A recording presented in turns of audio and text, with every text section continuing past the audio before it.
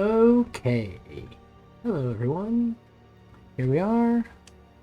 Another New Zealand Wednesday night of mini painting. We're going to get through at least some Pile of Shame tonight. I'll start off with this Town Fountain from Fat Dragon Games. I printed a while back and have primed, or at least spray painted in a gray. And we're drinking a Negroni. So good. Okay. My paintbrush is out. For this, I'm gonna need, some biggies. Here's this. I don't really need any fine tips for this guy. But maybe just some basics. Got the 4, 2, 0. 4, 2, 0. Let's try this right now.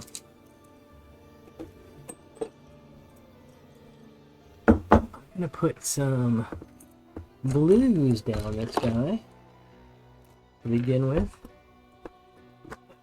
Open. Make sure my comms and everything are good. Okay, yeah, how my face look. It's beautiful. Right.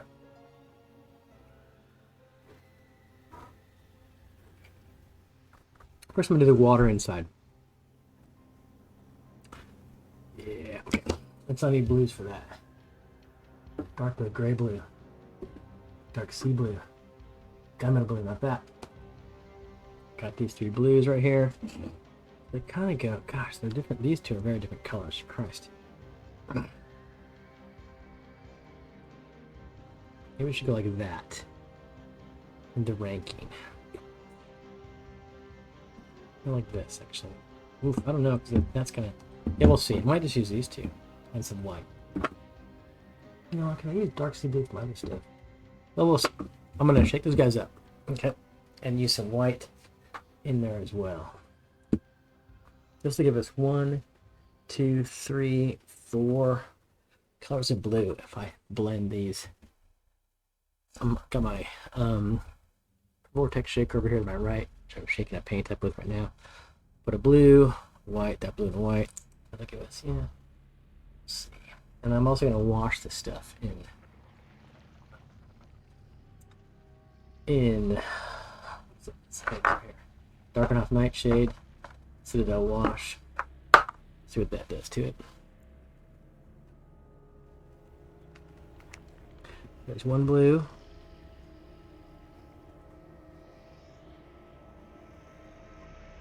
That's 1 blue. Other blue here.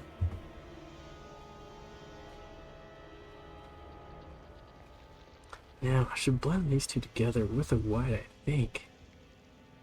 I don't know.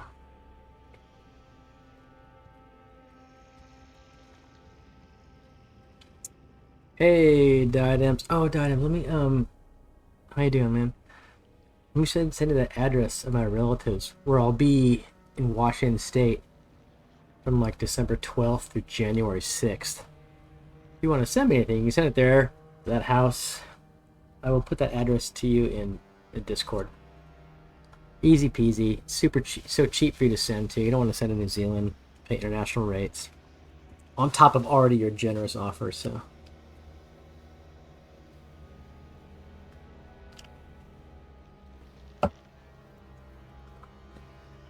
So you know what? I've been thinking about, easier and quicker, seriously. It can take sometimes huge amounts of time to get up to New Zealand.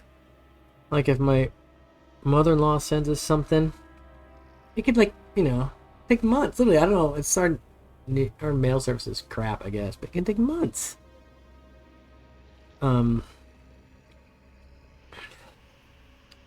Yeah, good idea. Absolutely. Okay, there I have some paints. I'm just painting this in the Fat Dragon Games Town. I think it's from their market set. Town Fountain. I got lots of goblins to paint, but I'm hitting goblins a lot lately, so. Maybe I'll get some of this shame backlog done. I don't know. Tonight. That seems good. Let's see. So.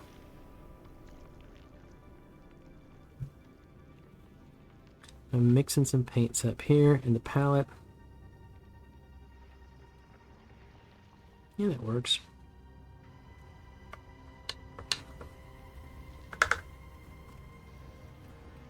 How you doing, though?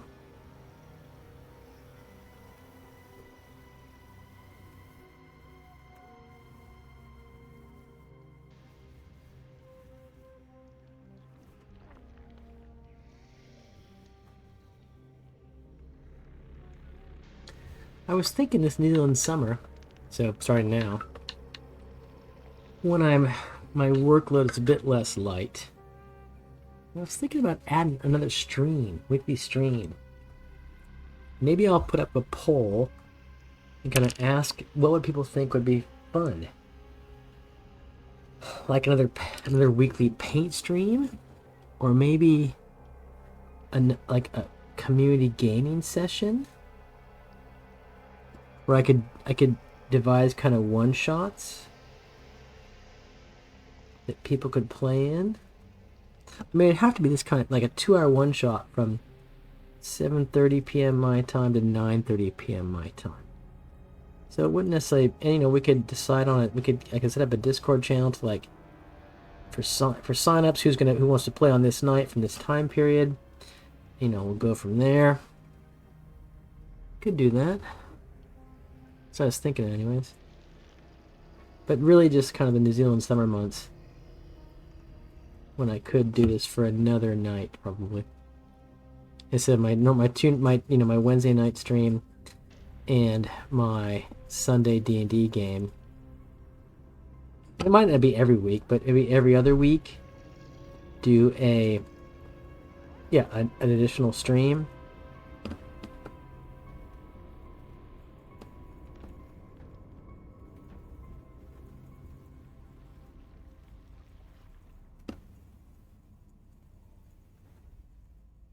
Mm-hmm. Okay, I already need mortgage paid.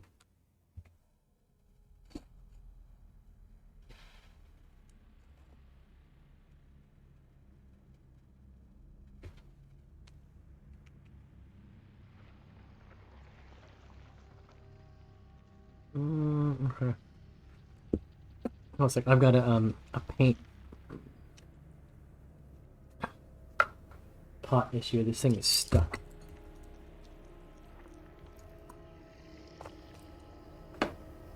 And I'm thinking about taking a D&D, like a streaming setup to the States when I'm there for Christmas. And streaming a couple times from my mom's house, Casa del Madre, or whatever you might call it. Could be paint streams, could be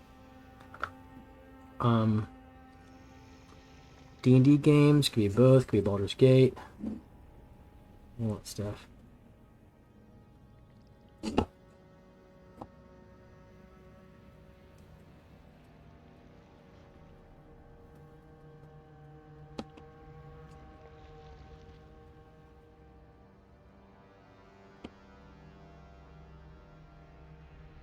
This is really a light blue. It's called dark blue? Really? That's dark blue?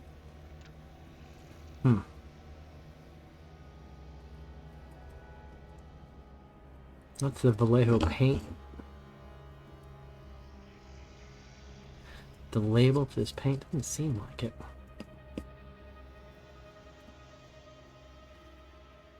Right. This will look better, I promise.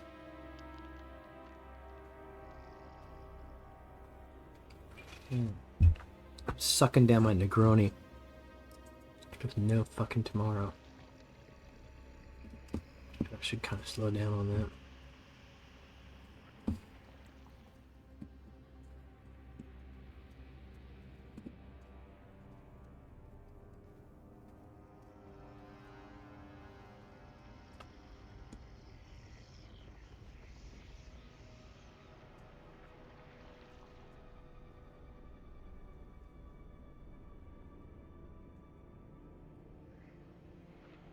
There's a first pass at, just the base of the water on this model.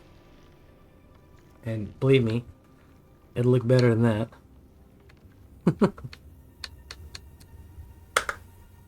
I'll paint the surrounding. It's all just gonna be stone. I'm not gonna do anything fancy, so this should be pretty simple. But maybe I'll paint it in like pretty dark, neutral gray, or it could be sky gray. I have dark sea gray and sky gray. These grays are different kinds. Maybe this gray, kind of the middle level. As opposed to silver gray. But let's just dry for just a hot minute.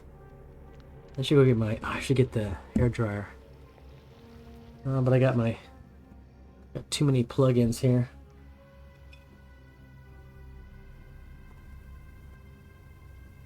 Oh. Later use. Right. I should get my hair dryer.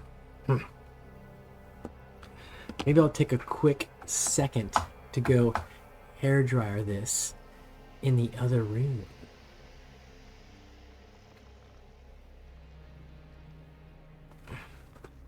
I could do that. Be right back. Stay tuned. I'll be right back. Don't go anywhere.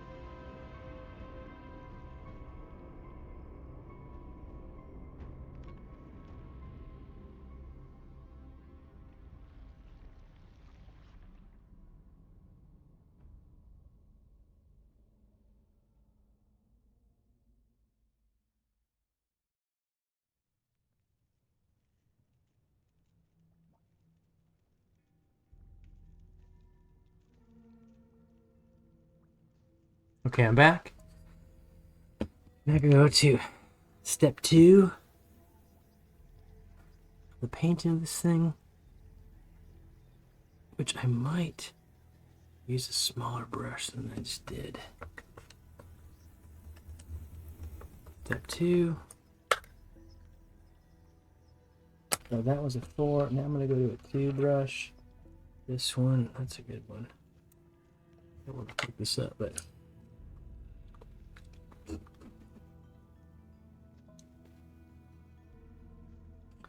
take a little more time. I might even use the mag light.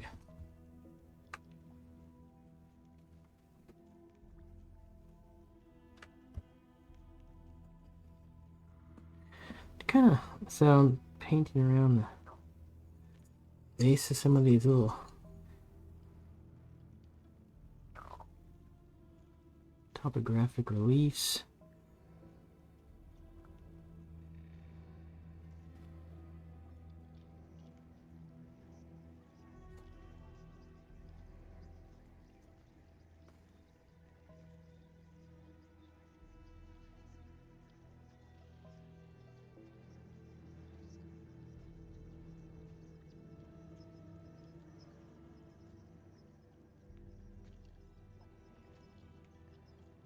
It can be kind of sloppy on the top part of this.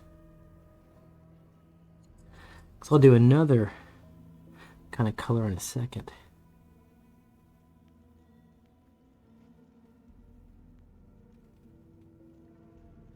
Now that I think about it. I was trying to get the waves, this stuff kind of going here.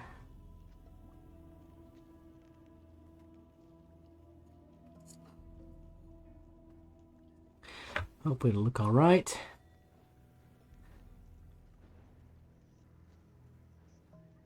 I'm painting this rather quickly. Not my normal, total laborious, pedantic, extended kind of paint.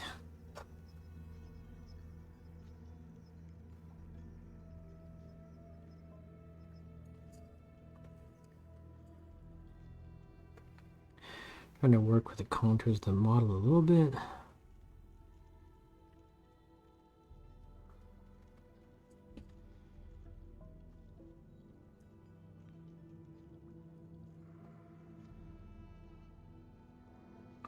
Hope when I put a wash in here, it won't be destroy all this fine work I'm doing, but we'll see.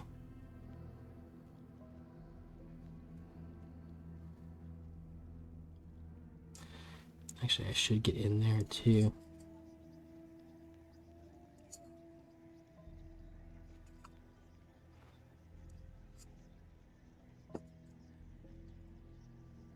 Get back on this side.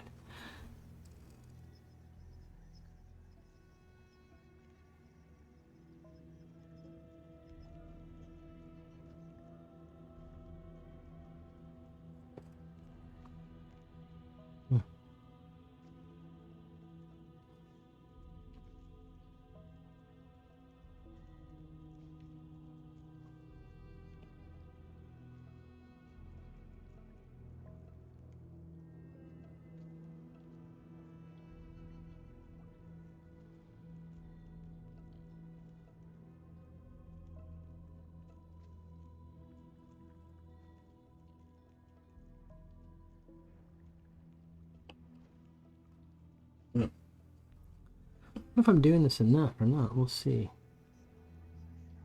Okay, there's one pass. Maybe I'll do another pass at a lighter version. And have a last pass at a really light version.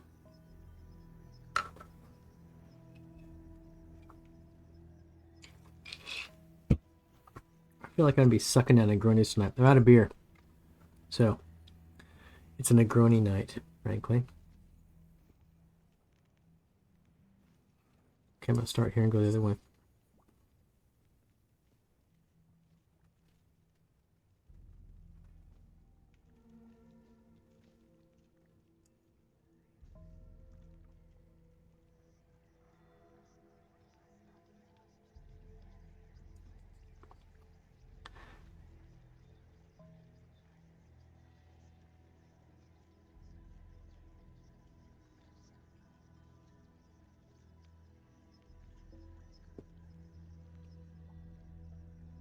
I don't know if this is working or not.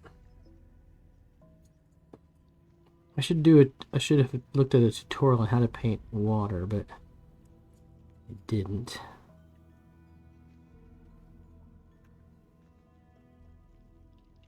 I know I'm gonna do that. I'm gonna dry brush it in this other paint that I've created, paint color.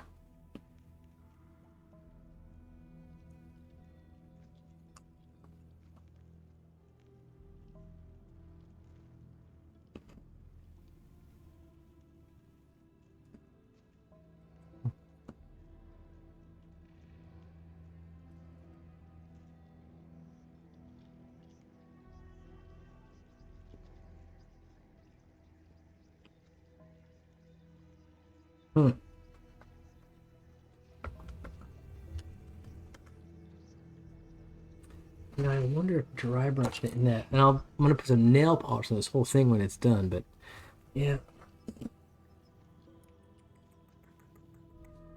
not too keen on this right now. We'll see. We'll see how it turns out.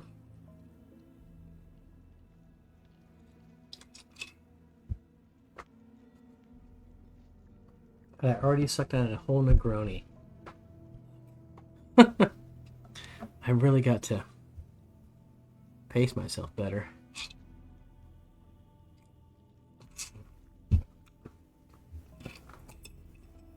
Negronis are simply so good.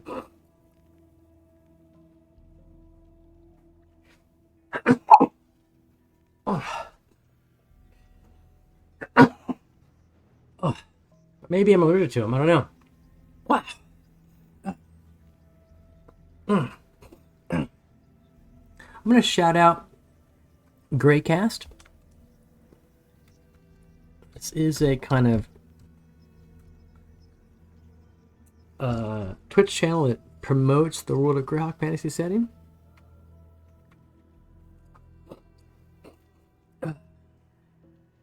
Okay, now I'm gonna dry brush this thing. Well, I'm gonna show you what I'm gonna do. I'm not gonna show you. Well, I guess I will show you.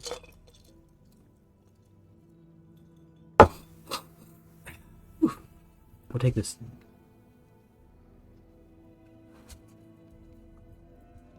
lighter paint that I have. Yeah, there we are.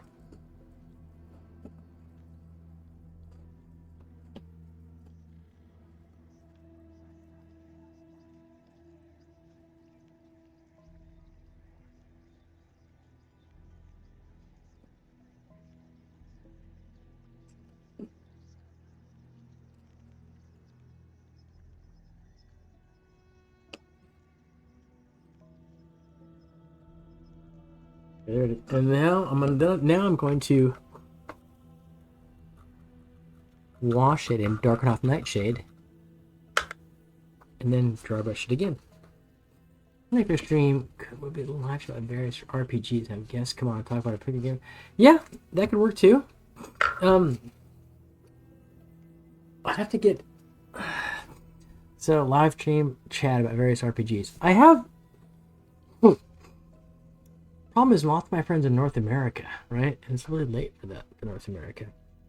But we could do that. It could be a variety show. It could be actually, yeah, right. It could be like a session of that, and then a session of a game, and a session of Baldur's Gate, and then a session of, you know, just that. I wonder if have guests come talk about a game. But yeah, that's really have them kind of tell us about, for example, someone who does Shadow Dark, someone who does Dragonbane, have them tell us all about that game session, about that game mechanics and how it works. That's a good idea.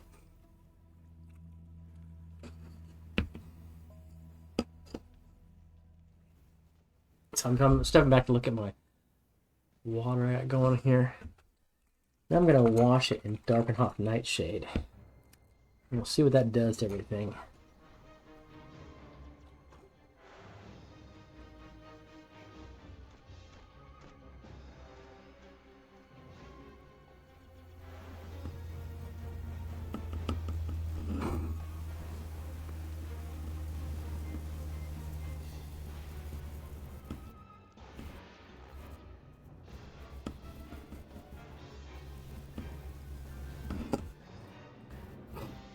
This is a blue wash from Citadel. Would you be up for playing games online, Diadem? I'm not going to run 3.5, but I actually thought about running. I thought about running one 1E D&D sessions. I'd have to redo my skill set.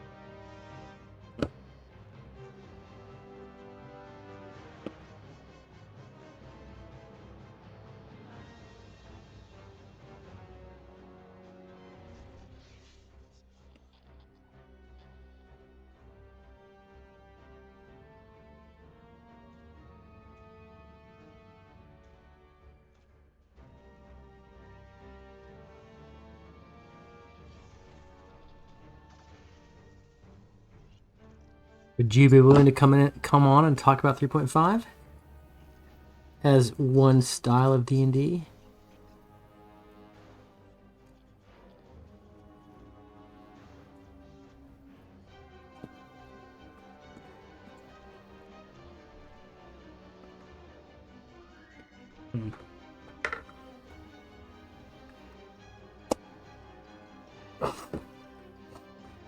Mm-hmm. I sucked down that Negroni in like seconds. Fucking seconds. Oh yeah. There. But I just wonder if like, yeah, I mean, yeah, if it would be worth everyone's time for me to do another stream. Not worth their time. I guess what I mean, would people be interested? You know, if it's just me streaming totally by myself, yeah, I'll just paint menus without streaming. But if we can have people come on and we can talk about stuff, because I think, as you all know, I'm not doing this to get views or make money. But if I'm going to stream, I do want to interact with people. That's the whole point for me.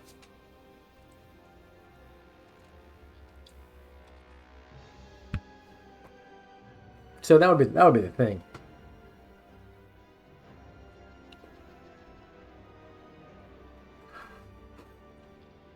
I should bring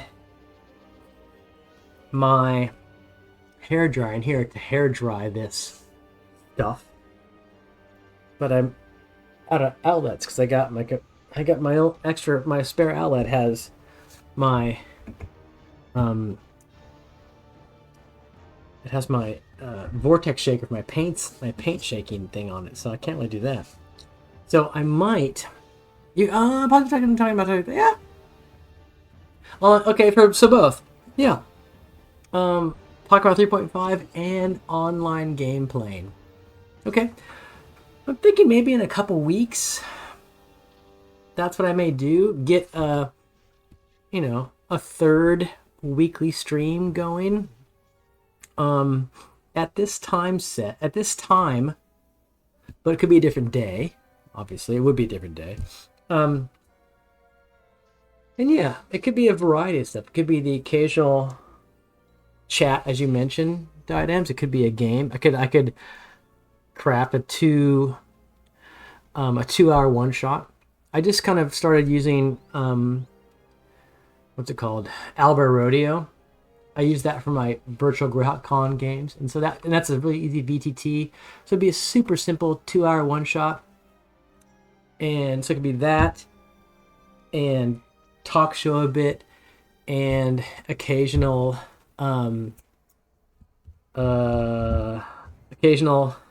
Waterscape. Zelda Potter, it's been a long time. Good to see you. New PHB Sorcerer is insane.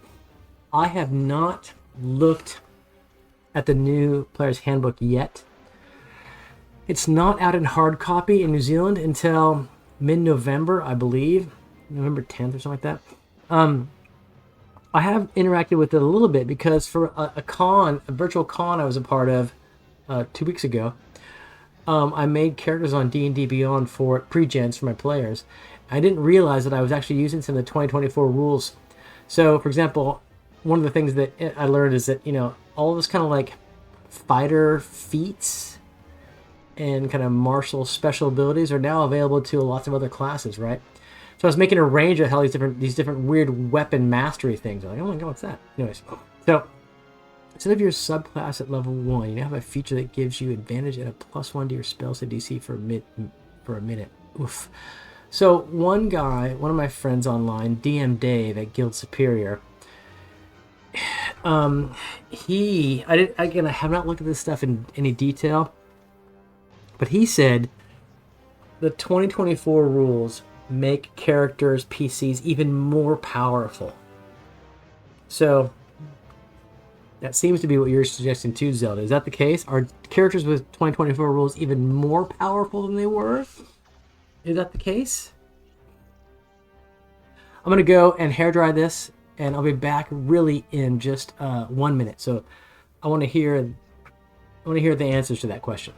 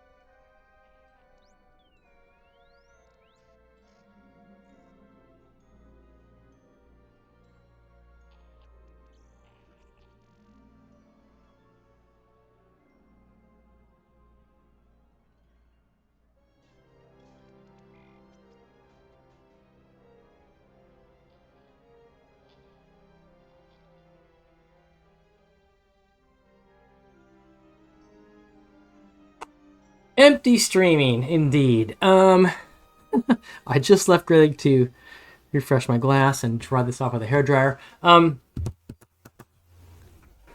I just asked Zelda Potter, who's a longtime follower, plays on Avoid Kohochek's D&D Dungeon Sports game a lot. So I've heard that the 2024 rule set makes PCs even more powerful than they are in the 2014 5e version. And so I asked Zelda that, and so Zelda said, hey, Datum's awesome. Do that. So Zelda says, according to my friend with the innate sorcery feature, sorcerers become one of the best spell slingers. Oof.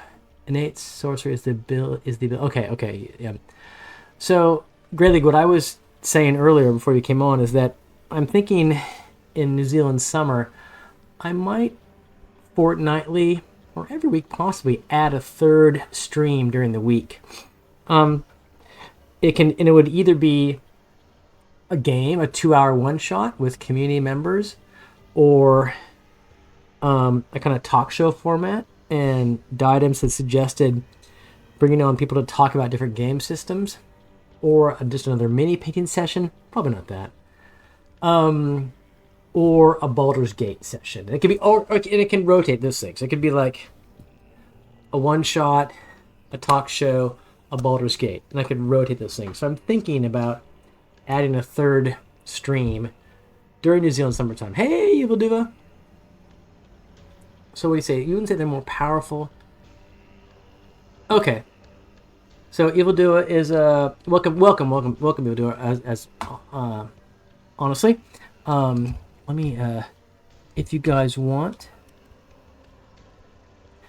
Evil Duva is a D&D and game streamer from New Zealand in Taranaki, so down south, a couple hours south from me in the North Island, here out of New Plymouth area. Yeah, we were talking about the 2024 rule set. So, Evil Duva, you're saying it creates a better balance. And I'm asking, in what way? So I really am not much of a rules expert. So in the 2014 rule set, what character classes were unbalanced? So there were character classes that were obviously more combat powerful than others. Is it more than just the standard martial classes are more combat powerful than spellcasters? Is that the case? And if so, the 2014 rule set, did it make spellcasters more powerful to make them more equivalent to martial classes? Is that what you guys are saying? Honestly, I don't know. I'm asking honestly, because I have not looked at the 2024 rule set at all in any depth.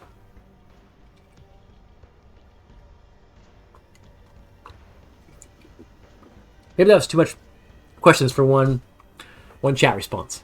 I don't know. But guys, too, if you're here, please go. I tried to shout out. Yeah, please go take a look at Evil Duva's streams. He's been away for a while, but getting back into it. Great streamer from down south of us here in Auckland. He's not a Jaffa, as they say.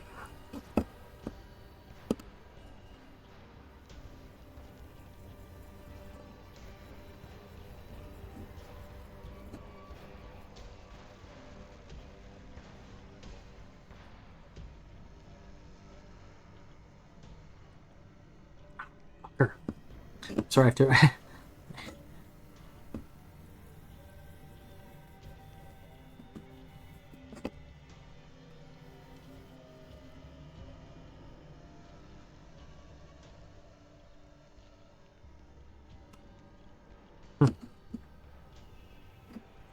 Just put a big splodge of white on there.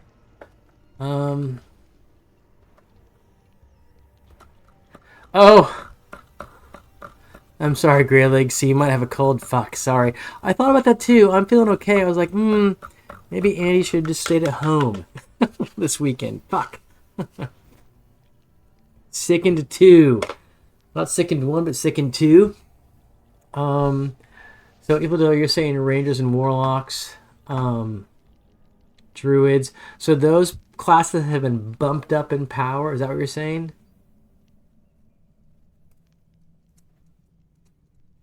I honestly have not spent a lot of time kind of like thinking about the 2024 character classes rule sets. I really haven't.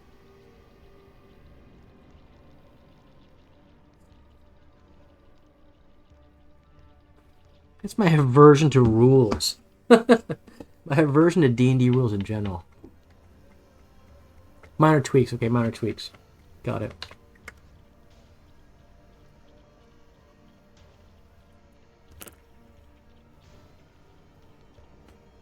Evil Do, you might be interested in this. I'm a small-time streamer. Obviously, I stream twice a week.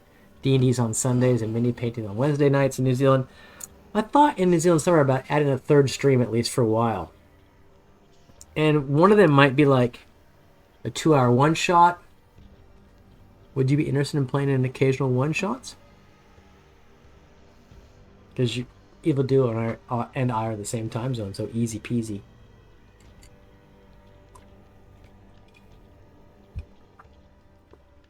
But the new rulebook is more about making sure that rules are less likely to be misinterpreted. Okay. I will definitely buy the books when they come out in hardback. I haven't really paid attention online on D&D Beyond. I like hardback paper copy stuff. And I'll buy the books. I will. Am I right in saying that PHB comes out in November in New Zealand? I'm going to the States in December, so I might buy the lot in December in the States if they're available. Okay, cool. We'll keep in touch. Honestly, if I decide to go forward with that, and I'll sort it out. We can do so. Absolutely. This, by the way, is a Fat Dragon Games miniature, terrain piece. It's from their market set. It's a village fountain. So I don't know. I think sometimes when I run out of right now I'm printing this massive castle, as you can see back here, and this is a series of like 24-hour prints, and when I come to the end of a roll of filament, I've got like not enough to do something with one of these pieces, so I try to find stuff to print that I have files for. So I print stuff like this, and like trees, which surprisingly are not that much filament, even though they're kind of big. So I'm deciding to clear up this kind of pile of stuff I got going on here. Yep. But now, I guess the water looks kind of okay. This is the water of this fountain. And I will, after this is all said and done, I will take my daughter's clear nail polish and I'll paint it on the water to give it that glossy effect. There's various paints you can use to do that with, but I find I'm looking for a piece that I might have. I find that nail polish does a good job. Yeah, not what photographers do. I have a digital version on D&D Beyond and have been... Oh, okay, okay. A couple weeks ago, I was involved in a virtual con, and I made some characters on D&D Beyond pre-gens for my players, and I inadvertently included some of the 2024 rules in terms of, as I was saying earlier, like it seems like anyone can kind of use various weapon mastery style feats, not just particular fighter classes. So that's something I found kind of, I didn't really realize until afterwards. And my players pointed out to me, and I was like, yeah, just go for it. Use them if you want. I don't care.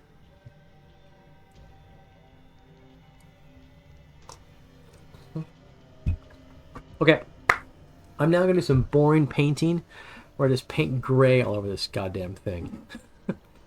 Alright?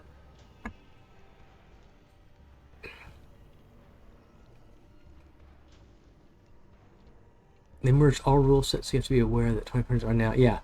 Really? Labeled Legacy. Okay, yeah, I didn't recognize that till I was kind of 75% of the way through creating characters. I thought, okay. Huh. Well, whatever. I'll just go with it.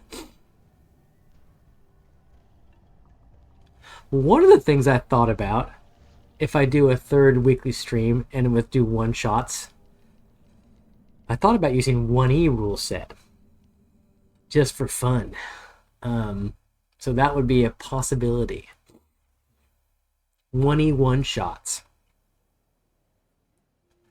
There's a lot of cool weapon mastery things in that system, for God's sakes. Yeah, a lot of cool stuff.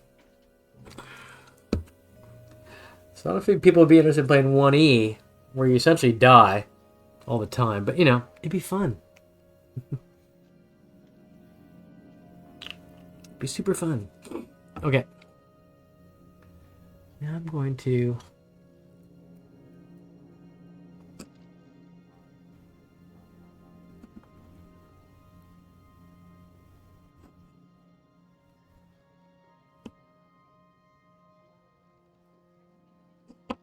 doing a big gray paint of this thing. Not terribly exciting, I realize.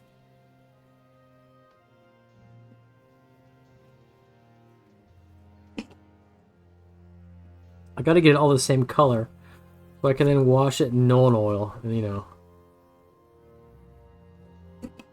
it's vaguely similar.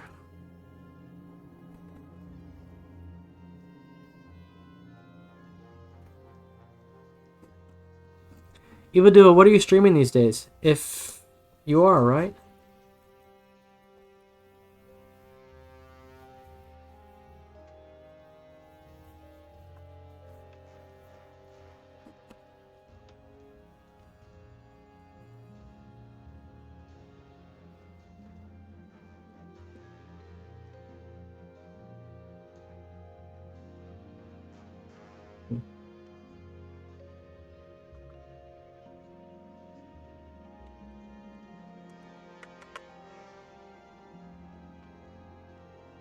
And now I'm going to do some inside stuff on this thing.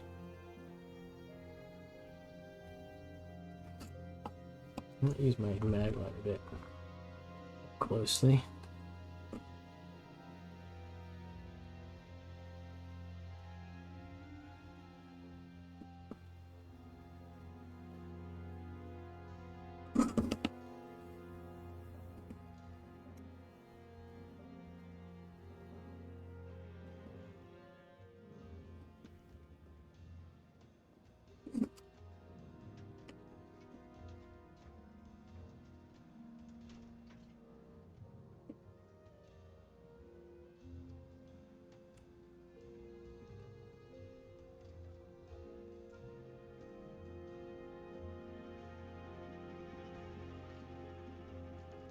Yeah, it comes a week to week myself, and I have my alt channel for D&D content.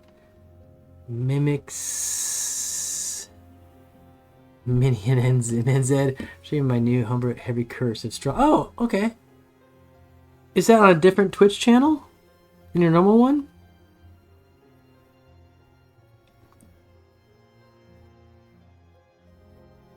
If so, send me a link in Whisper or something like that, because I don't think I can do links in chat.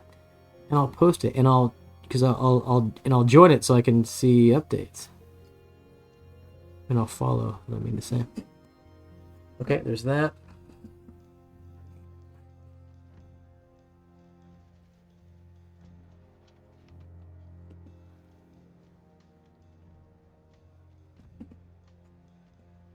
Okay, now we have a nicer looking pool there. Now I'm gonna do the main statue. I'm just painting this in gray. Again, it's gonna be kind of difficult. Oh, fuck it, I'm getting like paint on my thumb. I should have done the statue first. That was not very smart.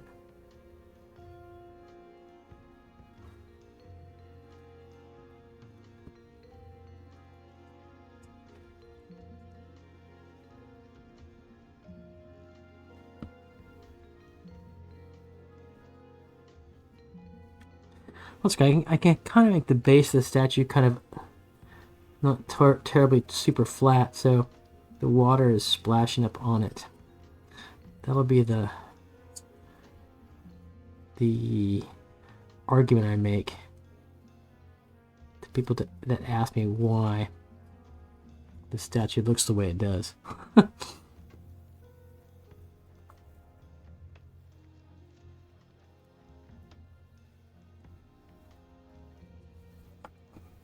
Nice story. Yeah. So, for a land of so, Crystal Strahd, Land of the Lost, as in like the old '80s cartoon Land of the Lost. Is that what you mean? Like as in Land of the Lost.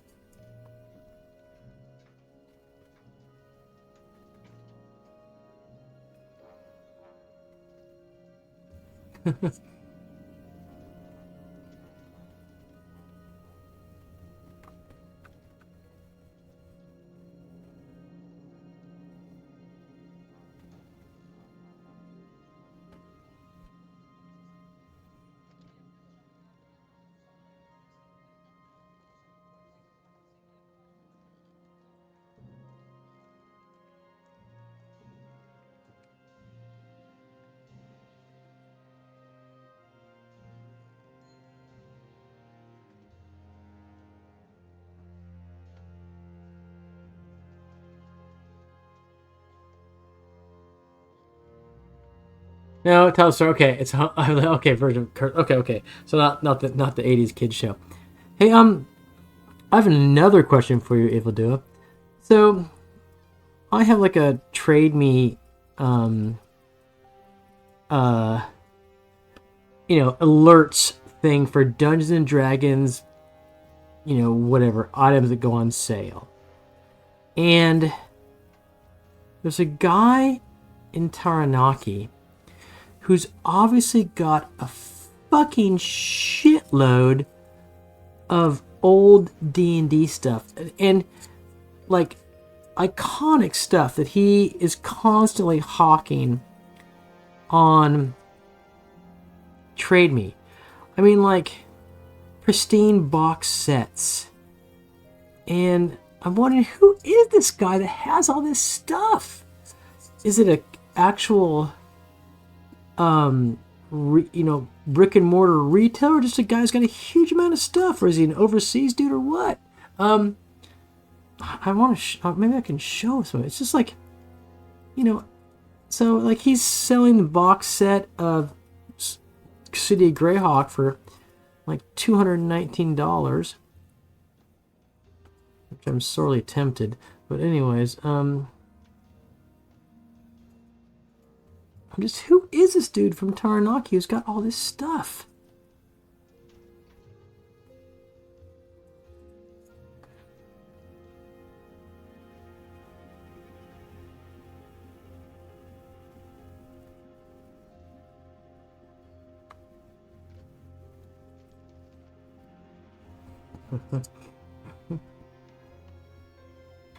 Yeah, it's gotta be a private seller. It's not somebody that people know in the community that like he's a dude with a storefront. And I know it couldn't be. I mean, but so if you like, have D&D as a filter on daily Trade Me searches, this guy comes up all the time with a huge amount of stuff. And he's got like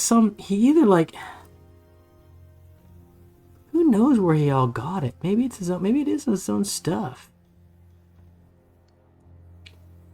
It's just an insane amount of stuff.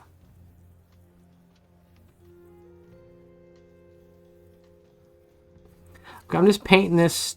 I'm not going to do anything special with this statue. It's just going to be gray. And then I'm going to wash it in Nolan oil. And I'm going to dry brush it in white. Or a light gray, and that's that.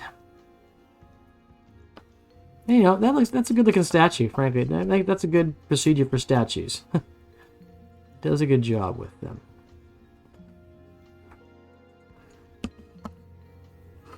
So there's a good chunk of it.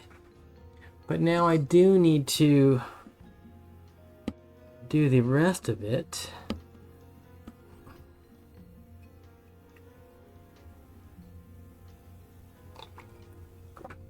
Yes, absolutely. I saw that last couple of days. DM's Guild is now allowing community content for Greyhawk. Grey League, if you're still on, you must know that as well. I know it's pretty cool. And I was just checking out today in my office. I was just that very thing. I was checking out what is the kind of content that people are putting up there, and it's almost all salt marsh, salt marsh stuff. But I'm really wondering, because a couple streamers who are really big Greyhawk streamers which in the grand scheme it doesn't mean you're a big streamer, but Lorga Sumba, Jay Scott has promoted. So I think there's going to be some cool Greyhawk stuff coming out in the nearish future on DM's Guild. Yeah, some community content. And as you probably know. So Greyhawk, are you gonna put stuff out on DM's Guild now? Greyhawk stuff? Is that what you're saying?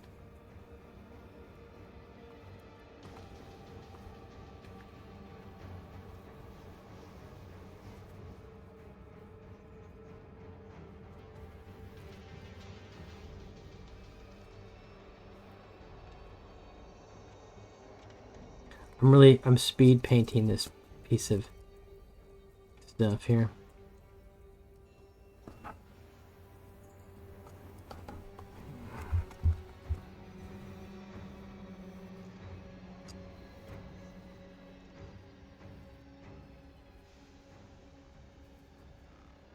Oh, no one can see this, sorry.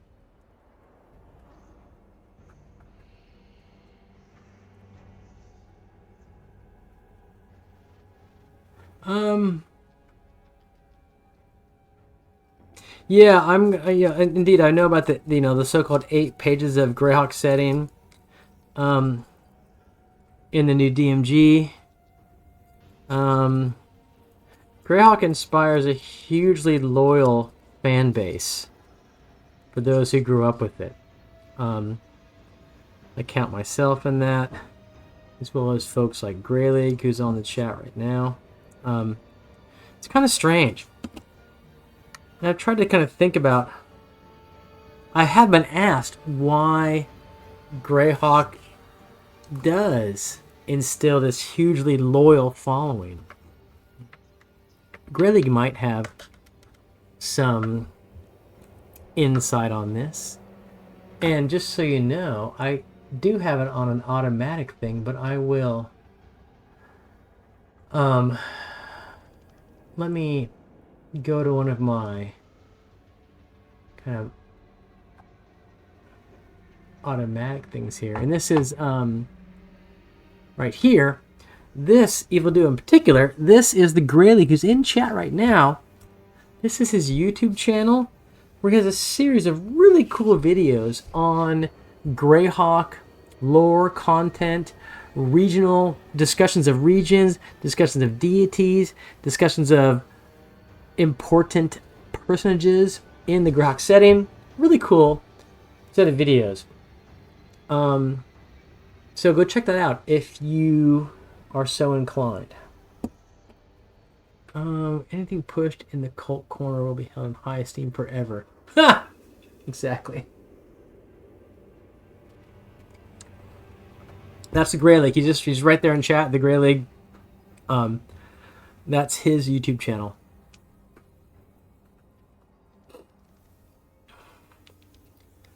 But Greyleague, if I can ask, what's your answer to why Greyhawk?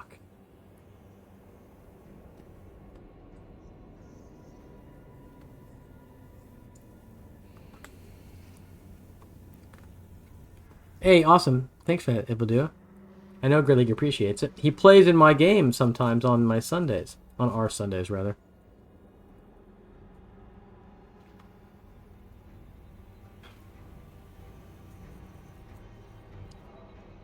What do you mean it could have been any setting?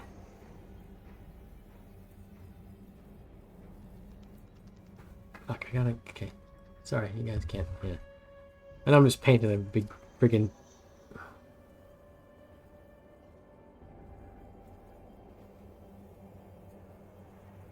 Do you mean it's popular just because it was the... I don't think it's popular just because it was the first setting. Does Mystara still have the... Okay, does Mystara have the same fall... I know Mystara has a following, absolutely, I know that. But is it as...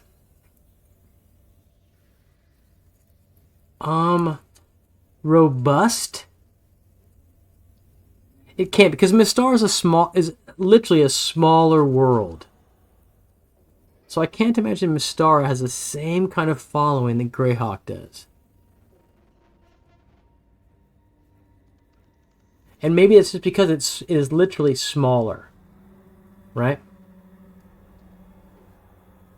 Hey! 2 Snow Ravens, good to see you. Original box set. You have the white box? Is that what you're saying, Snow Ravens? Or you have the gold box, the 83 gold box, and like folio and that kind of stuff? Because that's what we got back on the shelf over there. Original gold box. 83 stuff, not 79, so to speak. But 2 Snow Ravens, awesome to have you here. I list this as a Greyhawk stream. Right now I'm just painting terrain. But Greyhawk is the setting I play in, and a bunch of my friends play in. So we always like to talk Greyhawk here, but other settings too. Grey League says, look at the demographic of LG's stream. Okay, yeah, yeah. So that is one aspect of, yeah. No, I agree, and I said so much on one of Lord Gasumba's streams, last week or so. They were talking about the Greyhawk setting, and I said the Greyhawk setting is my setting because it's the setting that it was the setting in 1980 when I started playing D&D, and I had an extremely wonderful childhood and growing up where I did and so I had a great childhood, great teenage years, and lots of fond nostalgic memories, and that includes playing D&D and Greyhawk. And that's why I love Greyhawk. One of the reasons, I should say. It's like for people who are in their 40s and 50s and 60s, that's the setting that you began D&D in. If you began D&D in the 70s and 80s. But I don't know if that's a... I don't want to say is a really kind of substantial answer. Because that answer is generational, right? I think there's more to Greyhawk than just it being generational.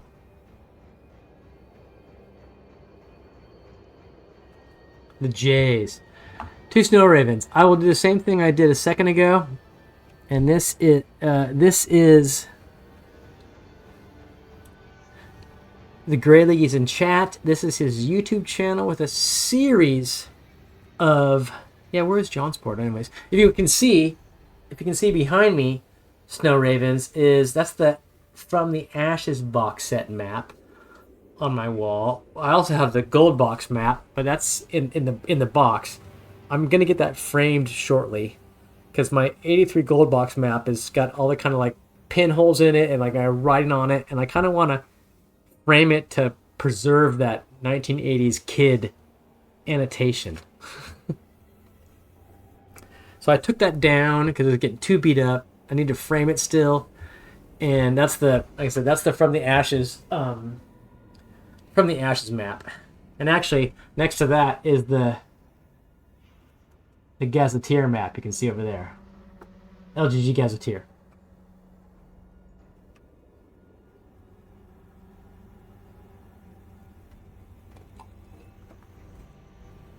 I'm gonna let this thing dry for a second, folks. Dynam's never in an official campaign world? Really? That's shocking. I have to admit, when I was playing D&D's Bone March, Johnsport. There it is. I see it. Yeah, Johnsport Bone March. I just saw it there on the map back there. I have to say, when I first started playing D&D in the 80s, in 1980, I remember because it was 6th grade in the U.S. So those of you who know, we're streaming from New Zealand. It's Wednesday night in New Zealand. I was born and raised in the States, but I've lived in New Zealand for over a decade now, and before that in the UK. So I don't have a New Zealand accent, but this is where I live. You never played an official word for the last 10 years, says Evil Duo. When we first started playing D in the 80s, it was Greyhawk, but that was just by default. And we really didn't, I personally, didn't have any concern with the world setting, so to speak. I didn't think about it as a world setting. We just played D&D. We would literally, some of my friends have recently reminded me, we would literally, the small town I grew up in, of 6,000 people, in Washington State in the U.S., we would pool our money together. We'd go down. There were 2 shops in the town that sold D&D stuff. We'd go down to the bookstore with our pooled money and buy a module, and then we'd go back to our house and we just run it cold. We just like fucking rip off the shrink wrap and just run it. So we weren't really super concerned with lore and the worldview or the campaign setting. We were just running D&D games. And they happened to be in Greyhawk because that's many of the modules in 80, 81, 82, 83, 85, etc. They were set in Greyhawk. But we really didn't care. We just ran modules. Adventures, as they call them now. Or adventure paths, right?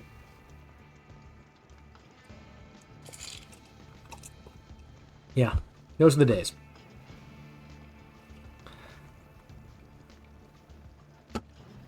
Excited to paint this. Yeah, do that one. Okay. I will be back in 1 minute. Okay, I'm gonna let that dry, and I'm gonna in that interim I'll be back. So hang tight, or talk amongst yourselves.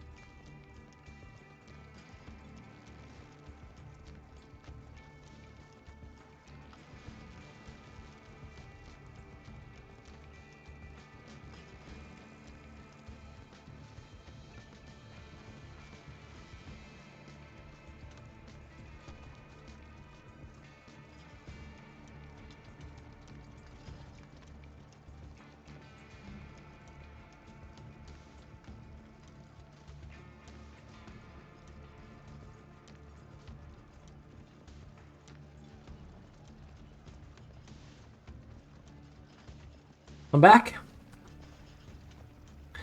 By the way, Two Snow Ravens, really great to see a new person here, especially one that knows Greyhawk, because that's, you know, it's not the only thing that we talk about here, but I mean, really like it. And there's not a whole lot of Greyhawkers out there who come into a New Zealand stream on Wednesday nights at 8 o'clock at night when, I don't know where you are, but the rest of the world is asleep right now, for the most part. And can I ask, where do you come from, Snow Ravens? What part of the world are you joining us from? Okay, I gotta do this. Ha! Snow ravens. I'm from Seattle.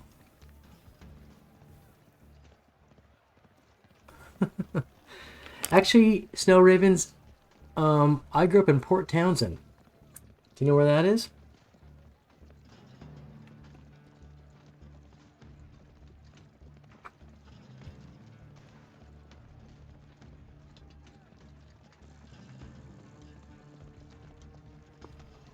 I went to UW for my undergraduate degree in the late 80s to early 90s.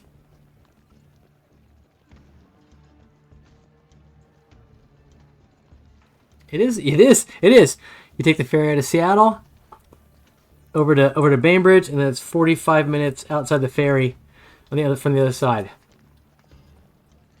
Yeah, that's where I grew up, and I'm actually going to be back in that part of the world for Christmas. I'm going to go back to my family now. We're going back to the Northwest for Christmas. So I'm a Northwest boy. The PNW. Yeah.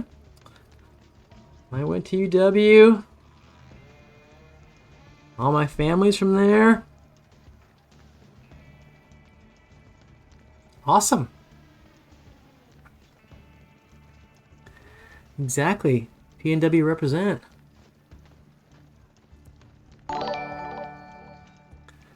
Thanks for that follow, Snow Ravens. Thank you. John Sear, yeah, and John Sear is he's in the middle of North America, Canada. Good to see you, John Sear. Yeah, I haven't been, Ravens. I haven't been back to Seattle for. I was last back in Seattle in 21, June of 21. So what is this? I'll be going back in December of 24. So it's been 2.5 years since I was home. I say home. I haven't really lived in that part of the world for a long time. Grew up in Port Townsend. Went to uni at the University of Washington, and then in the early 90s went to grad school in Hawaii and spent thanks Diadems, gifting that sub to Evil Duo. And Evil Duo, like I said, Evil Duo is like a 2-hour drive south from me, down in Plymouth, in Taranaki. New Plymouth, sorry. Thanks very much for that. So I'm a Seattle, I really am a Northwest boy. And I really haven't lived there for so long. But so I have this kind of, people talk about New Zealand as God's own country. They call it God's own. But in a similar way, the Pacific Northwest is God's own of the U.S. It's a really great place to be. Well, again, Seattle itself is... Sorry, you can't see it so well. A lot of my friends from growing up, we all went to UW. Those who stayed in Seattle, Washington, they eventually were able to buy houses and whatnot. But I know it's hugely expensive there, hugely difficult to get housing if you're not from the area, blah, blah, blah. Hey, Trish Tucker. Absolutely. Trish Tucker, Two Snow Ravens, who's here in the chat, new chatter. Two Snow Ravens lives in Seattle, so I'm just telling them that that's where I'm from. Trish Tucker is here in God's own New Zealand. Trish Tucker's a player in my Sunday game. And Trish Tucker, I was just talking about in the New Zealand summer, I may start doing a 3rd weekly stream. Yeah, and Grey League's here too, Trish. I may start doing a 3rd weekly stream in the summertime. And maybe it'll be a 2-hour one-shot, a Baldur's Gate session, a talk show session, as Diadem suggested, or maybe someone comes on and talks about a different game system than kind of D&D 5e or D&D 2024. Yeah, full schedule. I figure I've been so stressed out this last 2 months about work stuff, and now that the semester's ending, I can perhaps spend more time doing D&D stuff, which is kind of ludicrous, I guess, but whatever. It is what it is. So I'm looking at this thing from. This is kind of fully painted now. I need to let it dry. Then I will wash it in Nolan oil, and then I will, dry brush it, etc. I might set this aside briefly and work on a tree. A massive tree.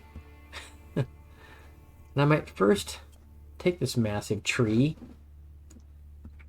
and put some Corellian green shade on it, and then do the trunk. So as I said earlier, I'm printing out a massive castle back here, and when I get down to the end of a roll of filament, and I don't have enough filament to print out a giant castle piece, I'll print out other stuff that I have hanging around, like 3 STLs. I should do this. I'm gonna something really fast. I'm going to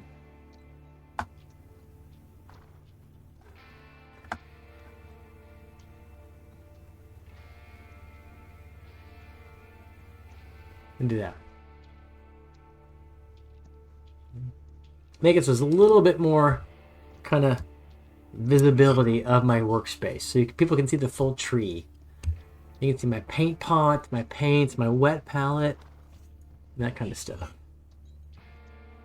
So I'll put there's this guy still here.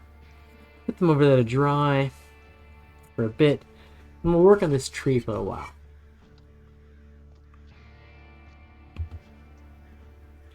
Yeah, I mean, thanks, Trish Dogger. I don't know. I'm really ripping this stuff out. This is just a basic. This is, a fountain, a village fountain. It's kind of too big, actually. So if we take a standard character, for example, we use this ghoul. We put him next to the fountain. I guess that's kind of a. Okay. So there he is. There's a ghoul next to a fountain. Yeah, it's it's kind of like Trafalgar Square, rather, in London, in front of the National Portrait Gallery. These are big fountains. Not your normal small fountain. Not your, drinking fountain.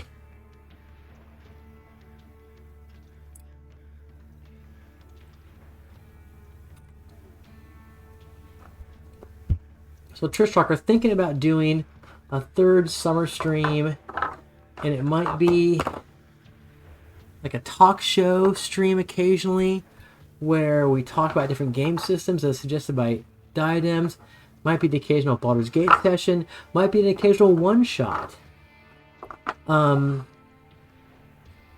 I could organize the one-shots on the Discord, and people who were, in the Discord could sign up for a one-shot, and we can go that way. I already have an adventure that's a 2-shot. I could do 2-hour sessions, 7:30 and 9:30 p.m. New Zealand time on some day, and if we did, I already have a couple different one-shots that are 4-hour sessions, so they could be 2-hour one-shots.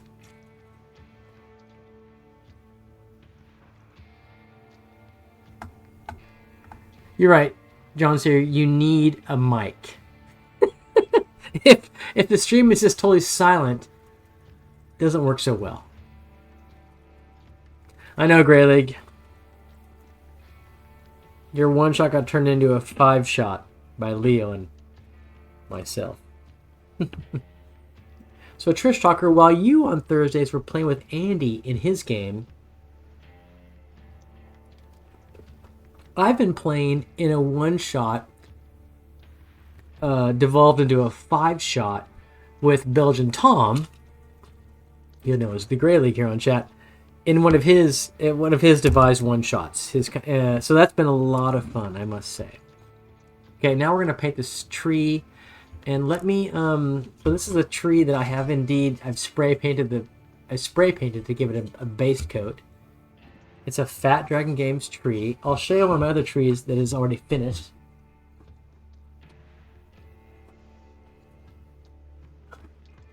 The same tree, but it looks a bit better. See, I've done the trunk, I've done the base, I have done the tree itself.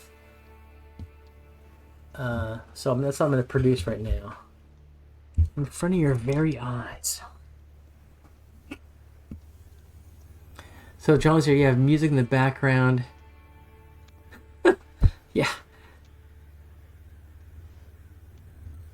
Yeah, people have got to be able to hear you. That's like the prime directive of streaming. They can't hear you. It's not going to work very well.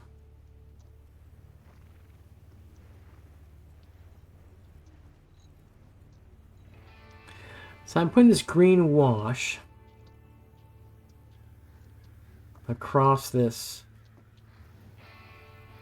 Fat Dragon Games tree mini. Yeah. That's a good way to put it. It's an interpretive friggin' dance. My favorite kind of archaeology.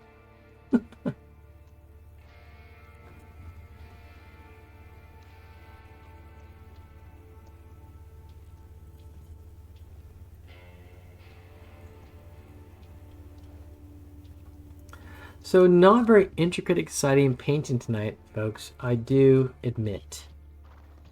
It's me working through the small pile of shame I have. And for those of you who know me, you know that I'm very type A and like to get things done. And things like uncompleted tasks really tweak me.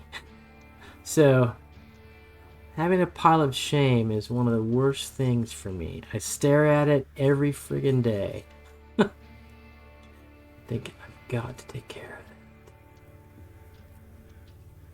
So that's what we're doing tonight. Taking care of the pile of shame. It does. It has to be done sometime, including trees. Trees don't paint themselves, as they always say. As the old saying goes. There's no old saying that says that, but...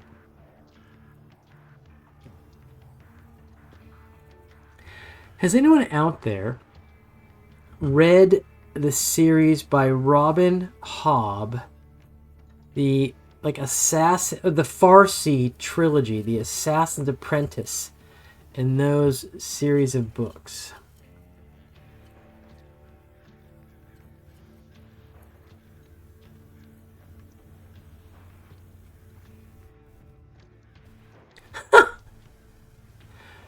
Trishtucker, you've read those, Trishtucker? Okay, I have been kind of like... I think it's funny that John C. your cat took off your mic. Sorry, that is funny though.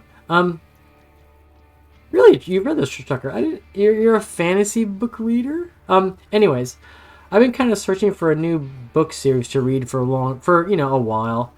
I've been reading lots of short stories, like the Robert Howard Conan book. I have all that with all the Conan short stories, but I'm not really a short story reader. I like longer commitments than short stories. And so I've been reading this Conan stuff for a long time. It's like, God, I can only read so much Conan short stories. And I read about, I was looking up fantasy books and like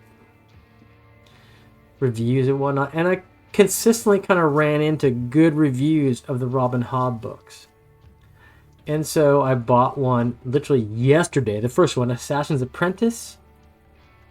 Bought it yesterday, and I read the first chapter last night in bed, and it's really good. It's really the kind of book. It seems to be the thing I like. Not like gritty, kind of gritty, not super high fantasy, but there's aspects of that as I understand. So I'm really looking forward to reading. I'm stoked. I think, and when I bought it at Unity Books, the the dude who rang me up at the till, he was like, "Oh," he's like, "You better get ready for this series because there's like 3 books in this series, and there's a bunch of other series that like." And he says you're gonna be reading them all. Just get ready. I was like, "That's cool. I need a book series to get into to read." It could have been, well, for example, Game of Thrones.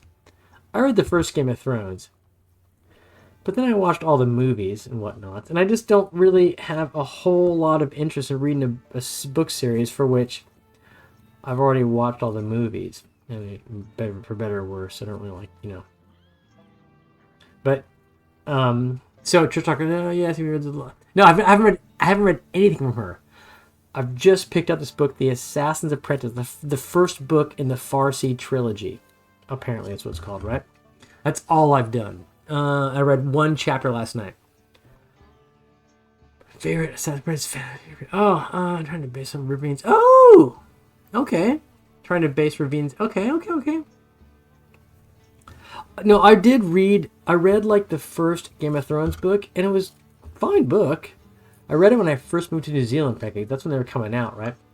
So I read that book, but then the series were coming out hot and heavy, and so I just watched the series of the of the books, and the series were coming so fast, like season 3 or like that's like book 5, and I was like, so I never read past the first book of the Game of Thrones series. I could probably read the other books and probably enjoy them, I assume, but when you kind of know the storyline, it just takes something away from it. It's kind of like, would I read every now and then I pick up like the Lord of the Rings again, but I know the story so well, it's kind of like, just not that keen. But so I'm excited about this. Two Ravens. I have read Fritz Lieber, so I've read a bunch of the Fawford and Graham Mouser books for certain. I have a couple compilations. I've read those. Elsberg de Camp. I don't think I have. But Ravens, you're talking about quintessential Appendix N books, right? Because those are the books that are in Appendix N. When you pull out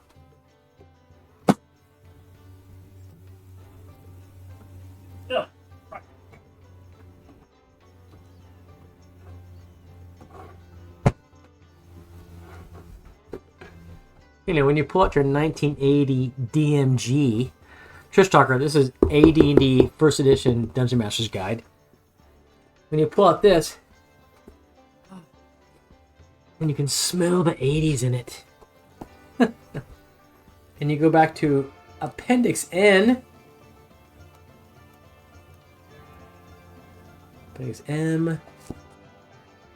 Or is it in the PNG? Yeah. You go to the Inspirational Reading Guide.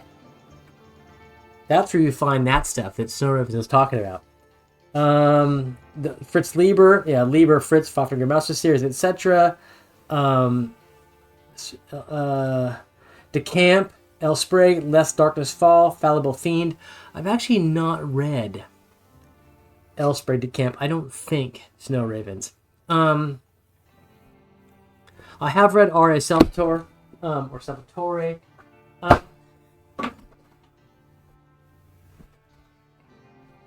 Sorry, I threw one of my books on the ground, and my 1980s Rangers and Fighters Metal Miniatures box fell down. I've read Salvatore. I've read or Salvatore, however he says his name. I read a couple years ago. I'm sure I read it in high school, but a couple years ago I reread the Icewind Dale trilogy, and it's a fine. I would say, and I don't mean to offend, I would say it's very 1980s boy high school reading. Which is when I first read it. It's just very, yeah, it's just, I don't know. It's kind of listening to old Motley Crue albums. It's not really, it's like, wow, this didn't age too well. You know, girls, girls, girls, that kind of Motley Crue song, you know. So, I was, you know, it was fun to read, but I was like, wow, this is what I read when I was 15 years old in 1985. When I'm 50 years old in, like, you know, 2020, not the same. But it was fun nonetheless. Yeah. Yeah.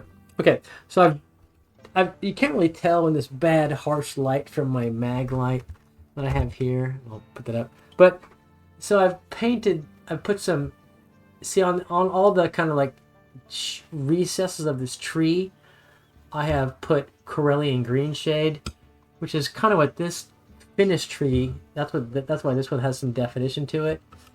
That's what I'm doing with this. I might now paint the trunk of this tree in brown, obviously, before I go back to this and wash this in Millen oil. So I can slap some brown on this tree here. Again, this is a basic tree. I just printed with some extra filament. I have a 3D printer next to me here. What supports all this shit around me.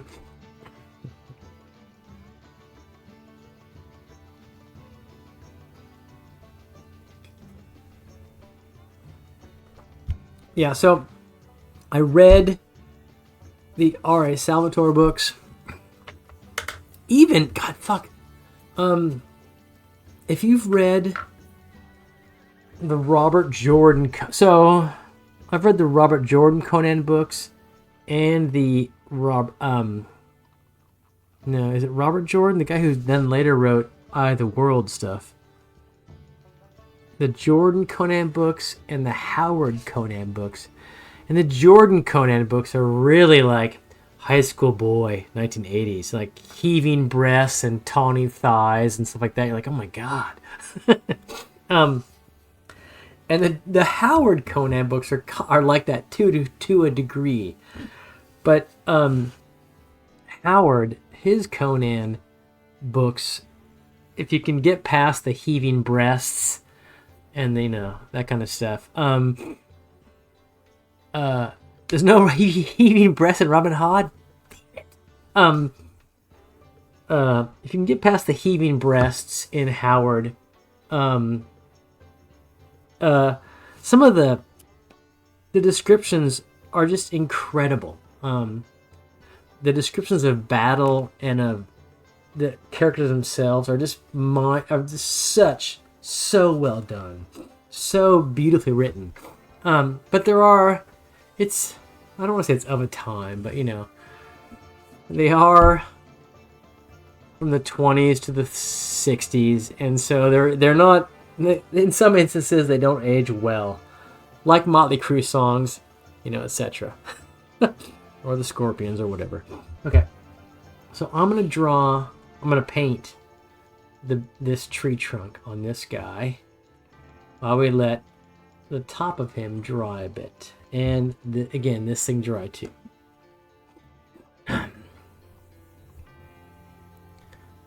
The Temple of Amityville, Greyhawk, Thomas Emery. I've not read that, Snow Ravens. I have not read that, but I'm looking, of course, I'm trying to find my, I have, oh yeah, of course, I have this. So Trish Talk, you may not know, but this mega module, Temple of Elemental Evil, came out in, and a module is an adventure. This came out in 85. My mates and I in high school in 85 played this for kind of like 2.5 years straight. This single adventure. It was the greatest adventure I've ever played.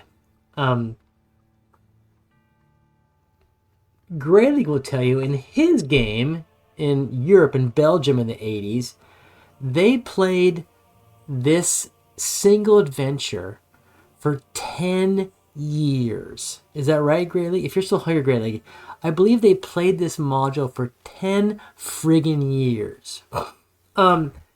It is one of the original super modules. It's incredible. My mates and I still, my buddies from high school, will talk about D&D in high school in the 80s, and this is what we talk about. Yeah, it's a mind-boggling adventure. A weekly game for 10 years. In one adventure. How's that? That's crazy.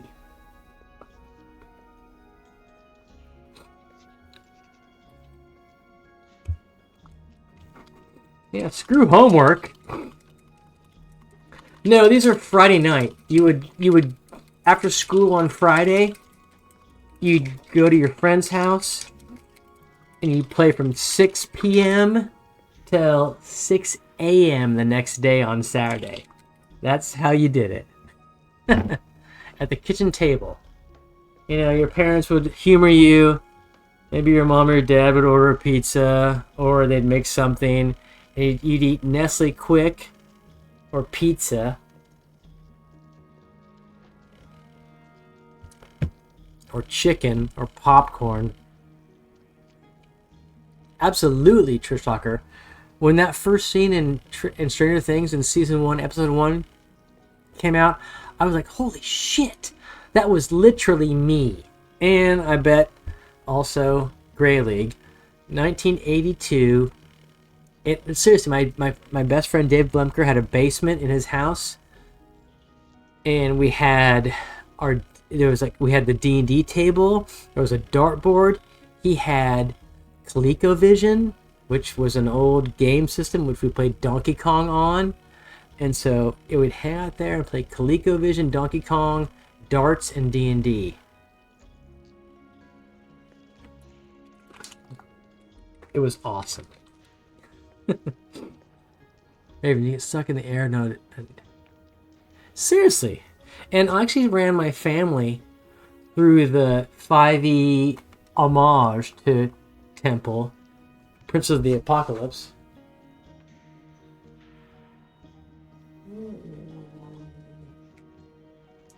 Now, Trish Talker, this is a 5e version of an adventure path or a big super module that's really an homage to Temple of Elemental Evil.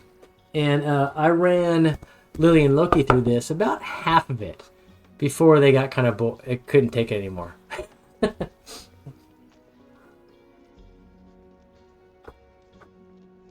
that's because Loki was just humoring us, and Lily got older and wanted to hang out with her friends more than her dad, playing D&D. So, kinda, not, I wouldn't say unexpected. 13 years in a month, by 48 hours.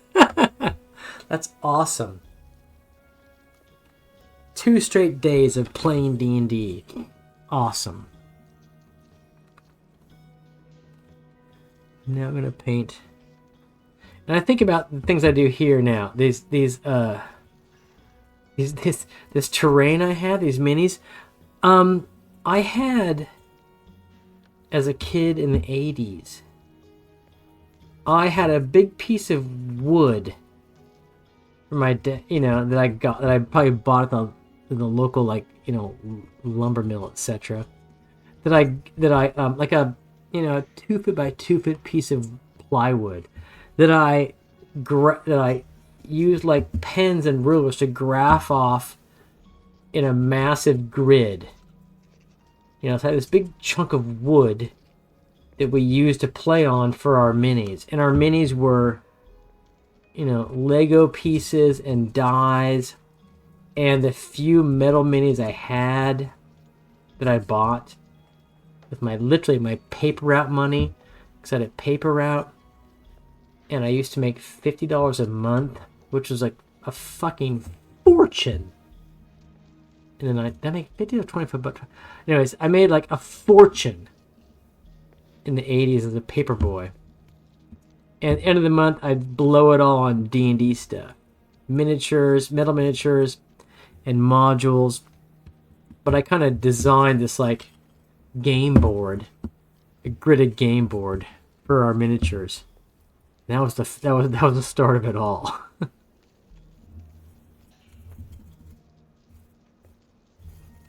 I'm sure that's lost in the mists of time, that game board. I know it's not my mom's house anymore. I know it's not, but it'd be kind of fun if it was.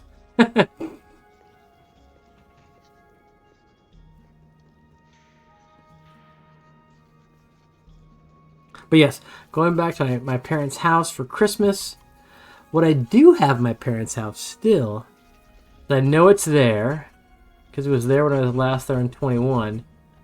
I have the 1980s version of Traveler box set. I have that.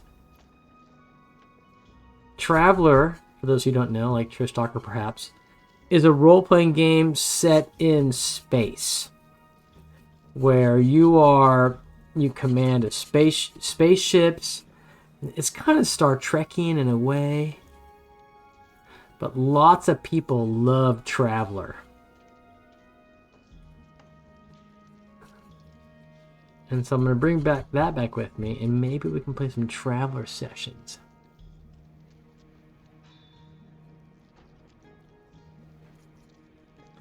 So if you guys are watching, you can see I'm just really ripping the paint across this tree.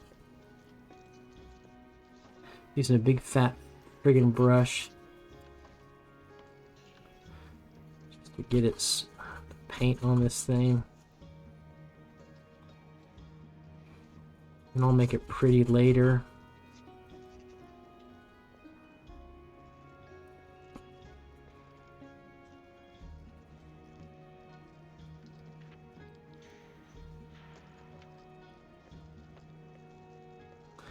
Okay, let me put this down for a sec.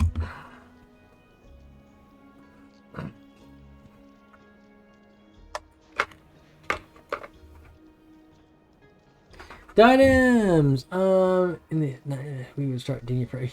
Yeah, start Friday night and Sunday night. Items. How old were you? Were you a high school student? Early 90s. I was a uni student, early 90s. So you were a uni student, high school student kind of thing. Yeah, we would. Yeah, seriously, we'd start playing, and yeah, it'd be a 24, 48 hour event. I remember distinctly when I started playing D&D. It was 6th grade, 1980. I don't remember what time of year it was, but it was in the U.S. in the 80s, maybe still, I don't know, today. You had parent-teacher conferences, like we do here in New Zealand. We have, parent-teacher conferences here. But it was during a week of school, and the parent-teacher conferences were like in the second half of the day. So it was a week of school where you went half day. You went to school for the morning, and you got done like at 1 or 2 or whatever it was, and then you were done because there were conferences the rest of the day. And that week in 1980, my friend Ryan White, who still lives in my hometown, who I'll see this Christmas, that week he said, "Guys, I got this new game." He had bought or he had been given, the Holmes Basic set.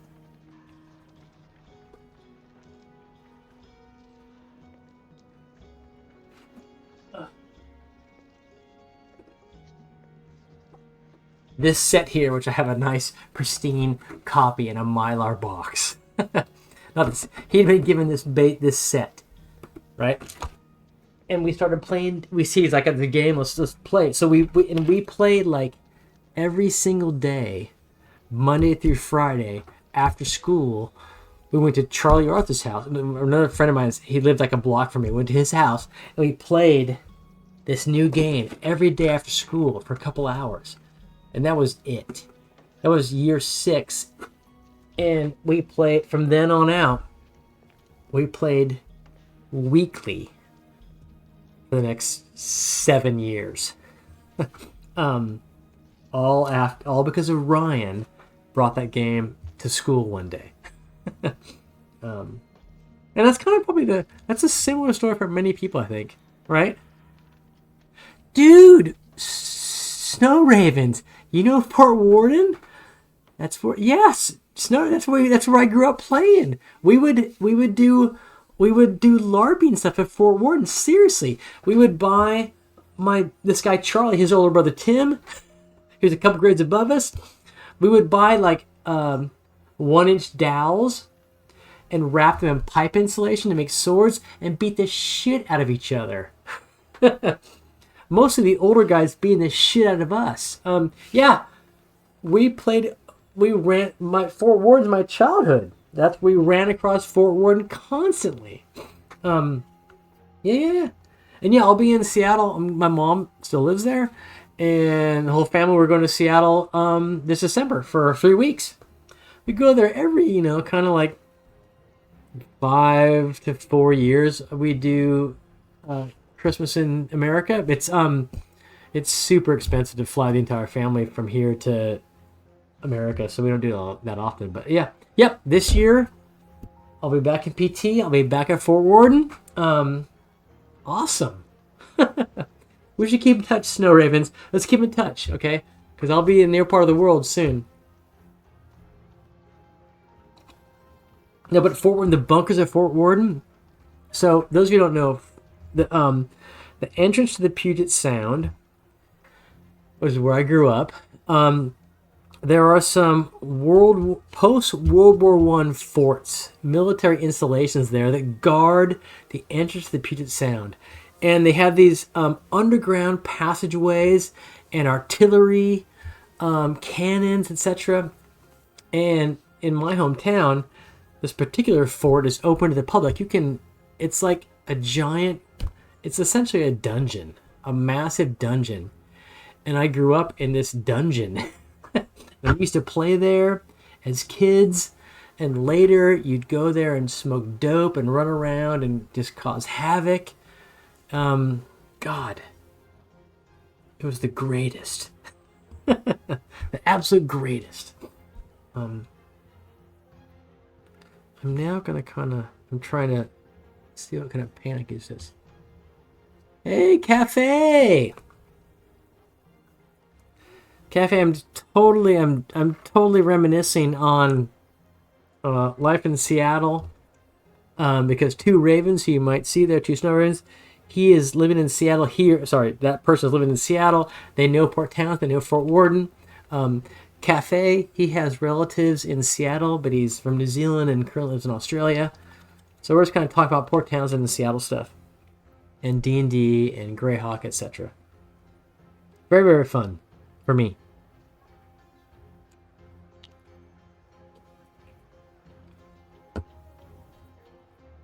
Yeah, so Cafe, he's a colleague of mine. He lives in Aussie, but his relatives live in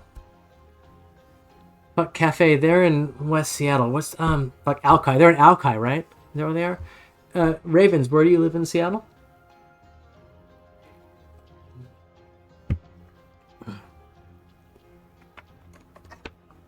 Oh, Federal Way in Alki. Yeah, okay.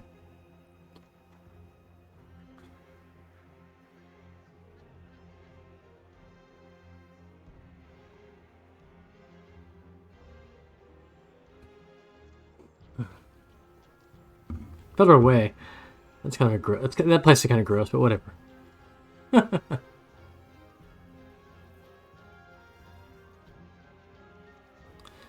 I'm really quickly painting this stuff to like really not doing a very good job, but whatever.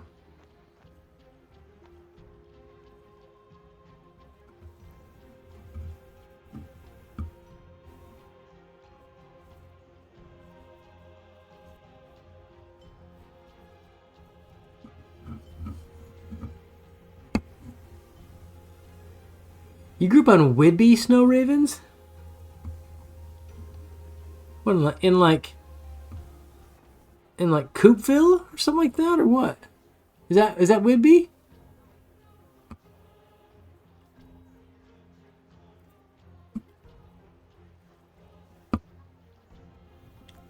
Dude, how old are you? What era are you?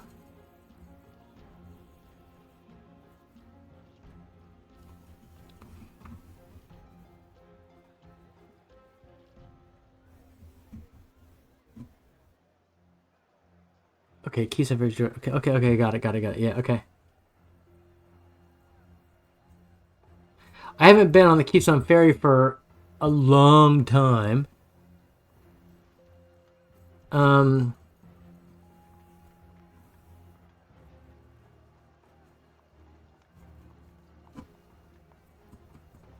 so what, did your parents um work at Whidbey Naval Air Station or what? Dude, can I call you up when I get there? In December?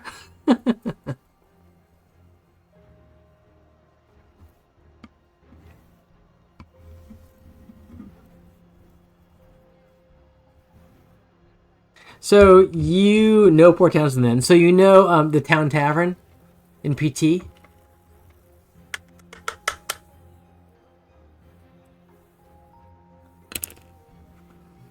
So my the Town Tavern is quintessential part of Port Townsend, and actually my cousin used to own it with her partner. My cousin Don Aldrich owned it with her partner. They later got divorced, and it's now the Town Tavern doesn't exist anymore. Where do you live in PT? Oh, for fuck's sake! I went. Where'd you live in PT? Fucking insane. Cala Point. Okay. So actually, I grew up in. Yeah, I know exactly where you. For fuck's sake. Actually, my mom taught at Chimicum. My mother was a teacher at Chimicum High School, and I went to PT. No, I lived in more in Irondale than PT. Since you know what we're talking about. Yeah. No, my school, but I know Cala Point. My mother was a real estate agent at Cala Point. Okay, she sold Cala Point properties. In the 80s and 90s. That's fucking insane. Yeah. Dude, let's talk offline. Okay. And if you're in PT this Christmas, we could hook up and play some D&D. My childhood friends who I'm going to see, as you know, PT's a small place, and lots of my friends' parents still live there. So I'll see lots of my childhood friends this Christmas, as I do whenever I go back. But I promised them to run a D&D game. So I'm going to bring some of my D&D stuff and run a D&D game while I'm there. So if you're around and want to.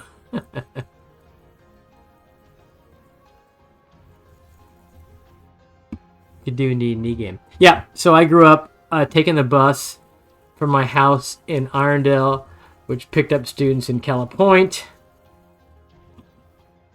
And my mom was she taught at Chimicum, but was also a real estate agent at Cala Point. My uncle is a man named Forrest Aldrich, who had a big real estate company in Port Townsend. And if you lived in Port Townsend, you might recognize the Aldrich name, because it's a big name in Port Townsend. I'm not touting myself. It's just a long established. I went to the same high school my dad went to. My dad, who passed away in 21, he went to the same high school I did. He went there in the 40s. I went there 50 years later, and both of our we're both in the hall, the class portrait hall in the hallways. We're both in the same hallway at the school. That's fucking crazy. You're from Coopville? For fuck's sake.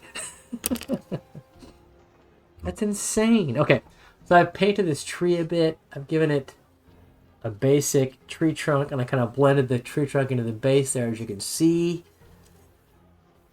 Let that sit by while I go back to this piece here. That's fucking insane.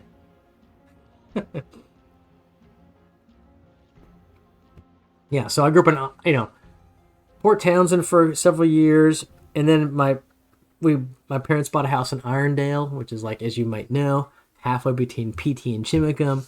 My mom was a teacher in Chimicum my entire life, but I went to PT because that's where I first started going to school. Yeah, and I'll be there on December 12th. I'll be in PT at Waterfront Pizza, getting a slice.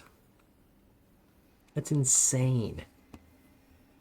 So it was in your 50. I'm 53, Snow Raven. So, for fuck's sake, we grew up in the same place at the same time. And I'm in New Zealand now, and you're in Seattle.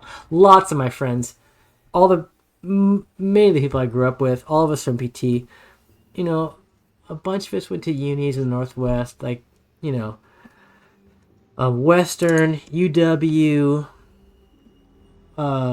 Whitman, and Walla Walla, WSU, so a lot of us went to university in that part of the world.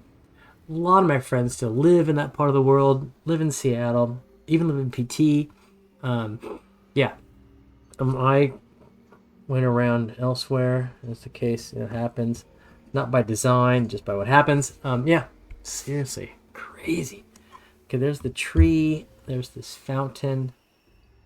I'm going to go to the loo, the toilet, and then I'm going to go to the bio break. And then I'm going to come back. I'm going to paint this fountain. I'm going to wash it in Noan oil.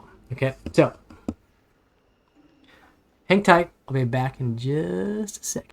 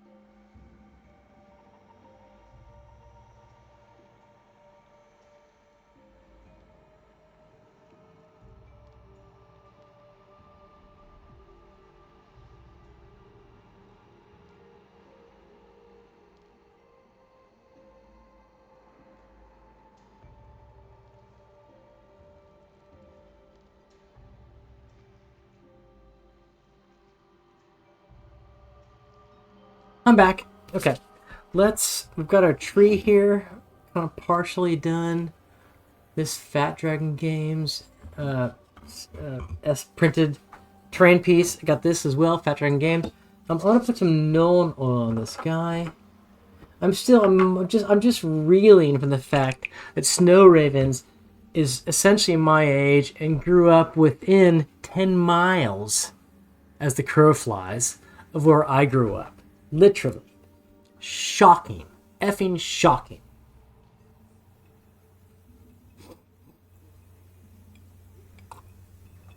It's a small world, indeed. Yeah.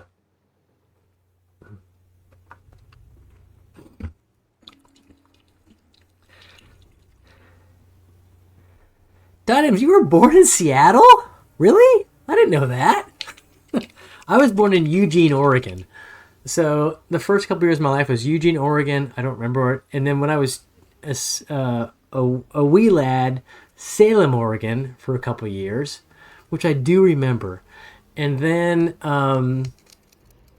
moved to Port Townsend that's where my life kind of begins, so to speak. So Diadems, my dad was born in Douglas, right? So Juno Douglas, right? He was born in friggin' Douglas, the tiniest little town right across from Juneau, right?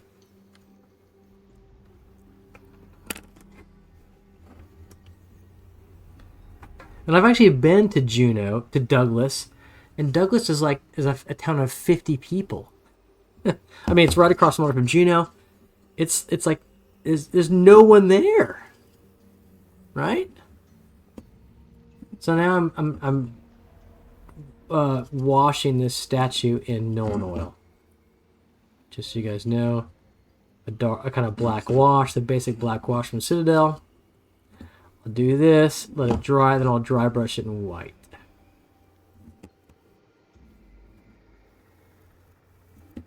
Born in Seattle. Yeah, shit. Fucking out. Unbelievable.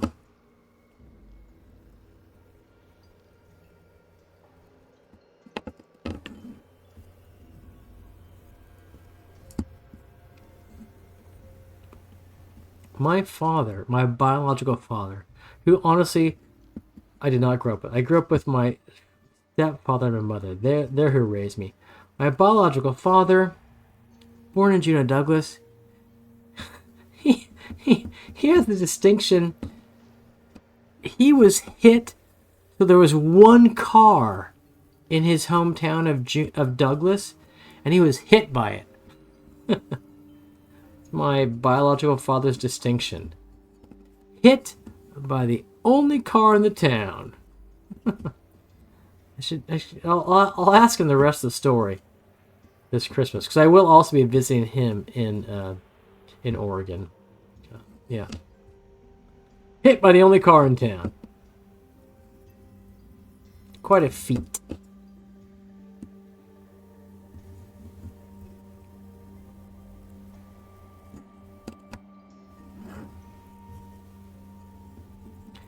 I'm really heavy-handedly washing this thing in Nolan oil. This statue, I'll show you a bit. You can see the image in the top image.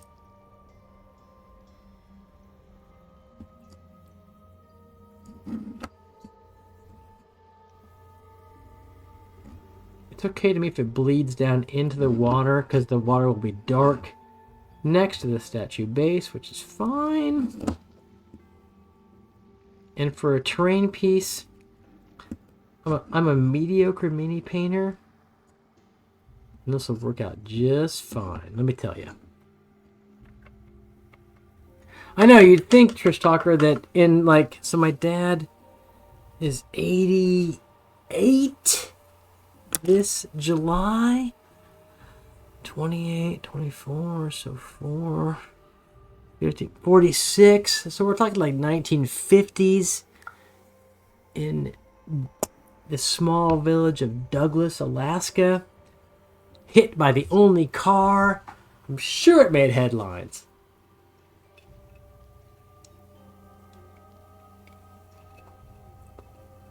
Unfortunately, it's kind of like almost like a... I don't mind mentioning this on the stream. It's just this. The world is a strange place. It's almost like a Stephen King scenario, Unfortunately, my father's younger brother in Douglas, when they were kids, died by drowning in a mud puddle. He passed out and fell face first in a mud puddle in Douglas, Alaska in the 1950s and died, drowned in a mud puddle. That probably also made the papers, but it's very much of a, like, you can't imagine that happening. It's serious, like a Stephen King scenario, right? Yeah. Just very strange that could ever possibly happen. This is my biological father, who I did not grow up with. I grew up with a different man and my biological mother, who was just incredible childhood, and wouldn't trade it for anything. So I grew up in a great family, but not my biological family, so to speak.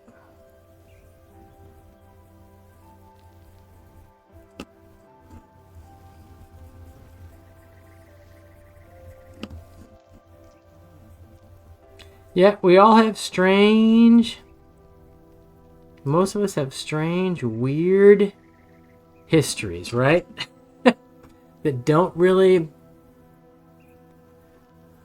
It is totally Castle Rock stuff.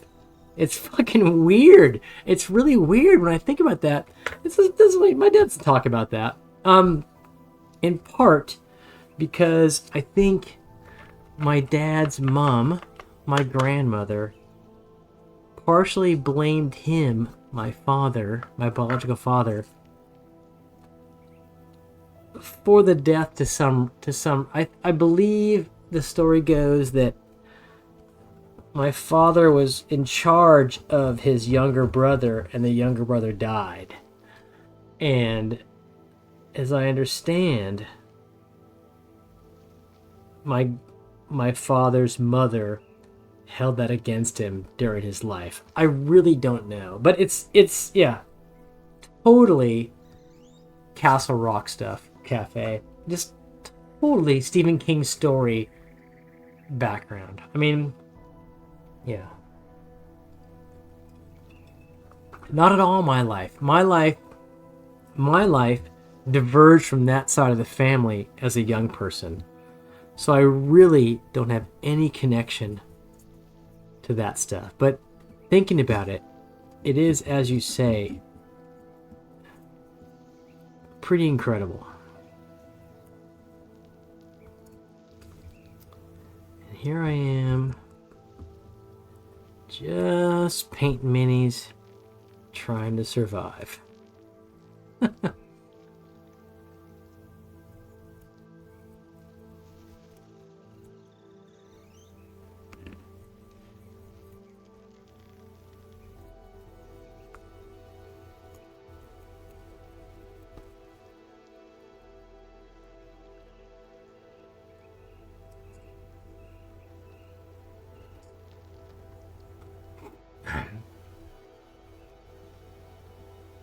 So diadems, Doug, because I've been to Juneau, Douglas, a long time ago. I probably went to Juneau, Douglas in like 1990.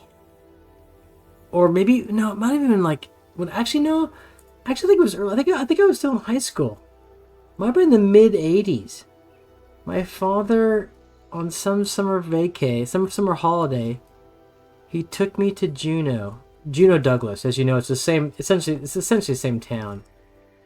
And like, we went on a fishing trip and saw the glaciers. And I remember on the fishing trip vomiting constantly because we're kind of out on this like fishing boat in the middle of fucking nowhere, and I'm just vomiting from seasickness. But yeah, dude, I was there. Juneau, Douglas, 1985. Vomiting. God, life is fucking strange.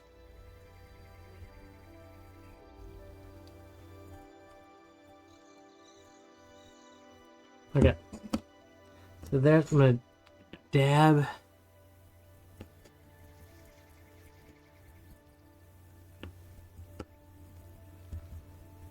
So I've kind of oiled this thing. Okay, yeah, snow ravens, fucking paint your minis. Like I said, this is my night of shame night, but I don't have a big pile of shame. It's not gigantic at all. It's a couple pieces, terrain pieces. I try not to like overbuy and have stuff that I need to paint, but you can see the stuff I've painted over the last 5 years in the carousel, kind of the slideshow up there in the corner of the screen. So as you can maybe see, you know, I've got my room here. I've got a big castle here I'm currently printing. There's some minis around it. I got a bunch of minis over there on that shelf. I got a ton of minis in a cabinet over here you can't see. So I try to like get through stuff consistently. I really only paint once a week. This stream Wednesday nights. Occasionally I paint other nights of the week. I don't stream it. This Friday night, the girls, my daughter, my wife are out doing something. I got nothing to do. I'll paint some minis by myself. Watch MST3K, paint some minis, blah, blah, blah. So I try not to get a huge pile of shame going. But yeah, paint your minis. Pretty simple. And I'm gonna have to fucking highlight this guy. This tree is pretty much done. I need to highlight. Yeah, let me dry brush the top.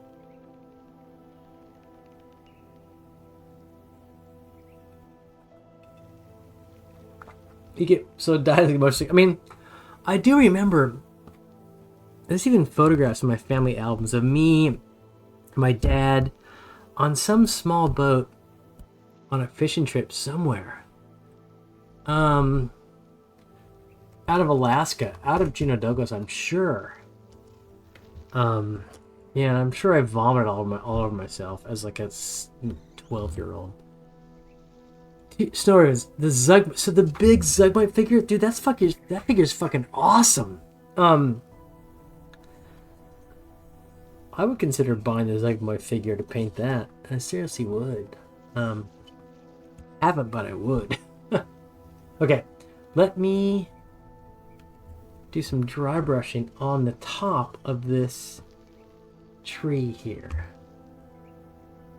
Do that so you can see more of it. You can see again my wet palette. You can see all this shit. I don't care.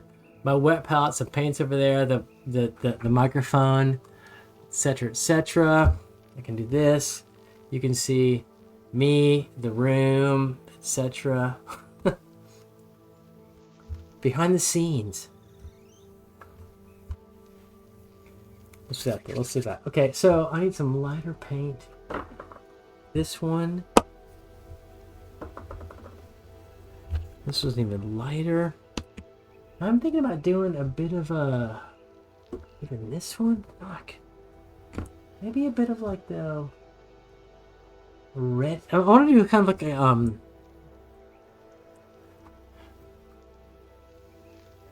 You blame the internet and work, of course, yeah, and work. I mean, work is so. My work is really, as people like Trish Talker and Cafe and really will probably confirm, I make my own hours, and so I have lots of time for my hobbies. More so than is healthy, probably. But so yeah, that's one reason why I can do this kind of stuff. My work allows me great latitude in the pursuit of my hobbies. Snow Ravens, what do you do, Snow Ravens? I may ask. You don't have to respond at all. I don't, you know, when I ask personal questions, I don't expect, but I don't respond. That's totally fine. That's how I've made it. I guess so. No, I mean I agree. Yeah. So Trish Talker, Cafe. Hopefully you can get paid to do what you want to do and like you never think about, now I'm on the clock, now I'm off the clock. I've never thought that way. Except when I had shitty jobs, which I didn't like. Because who wants to think about, now I'm on the clock, now I'm off the clock? Ugh. That's, yeah. Well, I realize that's the way the most of the world is, and it's too bad. It's too bad. I don't mean to be cavalier about my privilege. I really do not. Okay.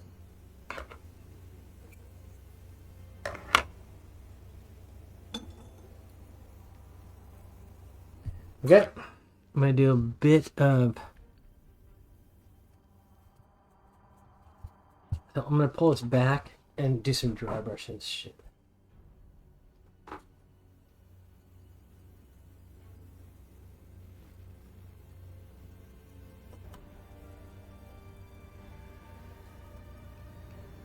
I'll show you in a second. I'm just pulling it back here so I have room to fucking go nuts.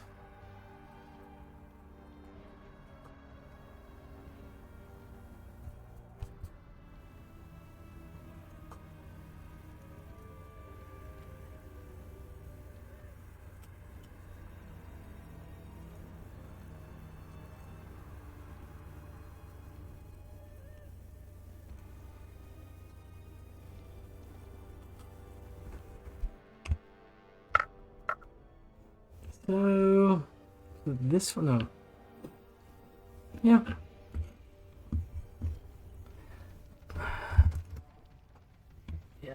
So you guys don't see the same thing I see. So I'm kind of like looking at the tree I've created here. So retired, tell you later, peace officer. Now we're in sales. Okay, awesome. So we'll definitely snow raiders. We'll definitely. I want to talk to you offline, and yeah, maybe hook up. I'm going to be in PT from December 12th to Jan 6th. So there for a good long time. So it'd be awesome to meet up. Seriously.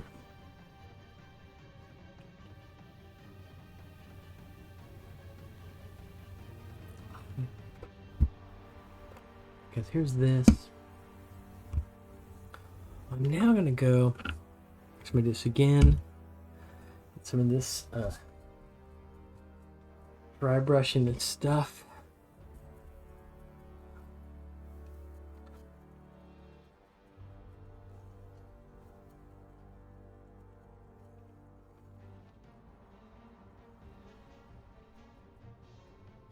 So I'll show this stuff off. Not show it off as if it's great stuff, but I'll put images online on probably Twitter and set some better images than are visible on this kind of like, crappy stream camera kind of stuff in a bit. I promise. But now I'm doing even a lighter dry brush. Or a different color dry brush at least.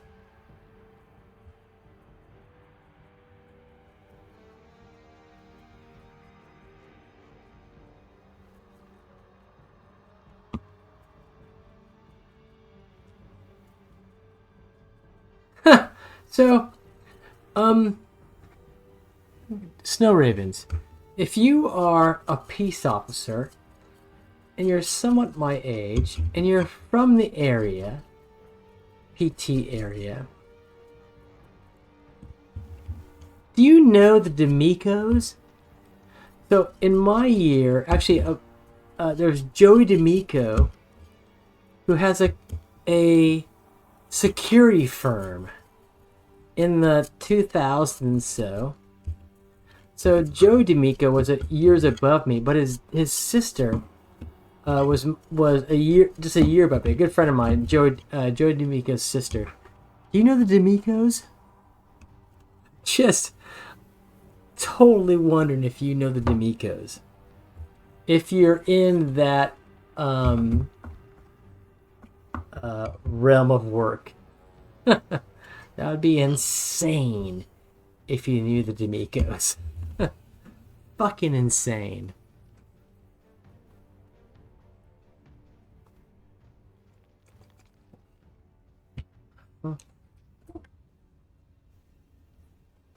Okay. As you can see, I'm creating this tree. It's hard to tell in this camera angle and these lights and this light.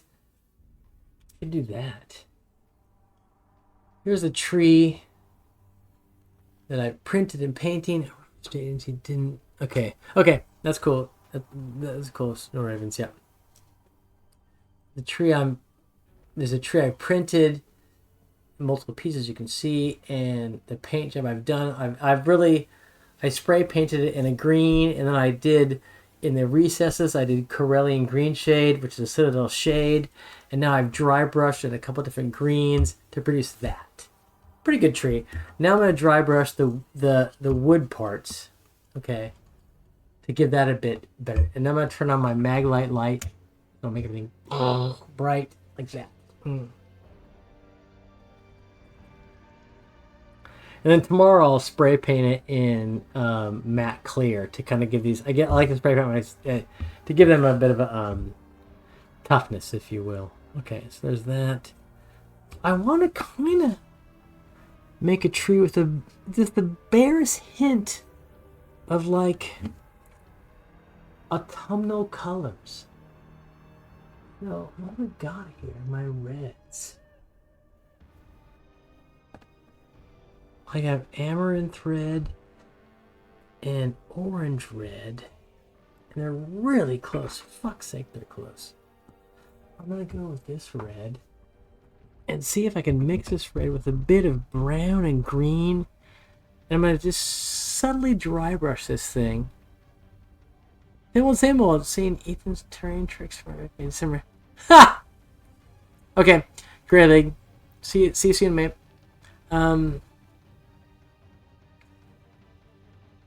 Cafe scene.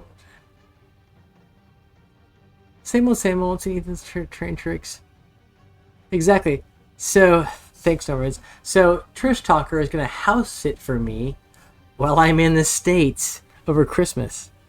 So, Trish Talker, it's your job to take over the paint stream on Wednesday nights. It really is. Okay? That will be your job. In addition to feeding the dog. Those two jobs, that's your job.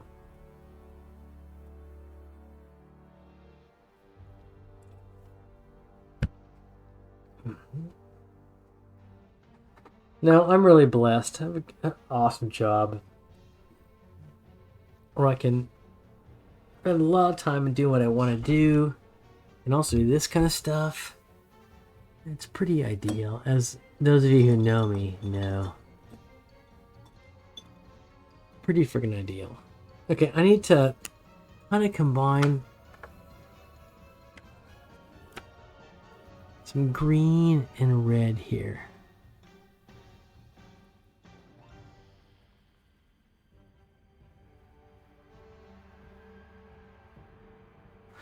That may do it. Let's try this.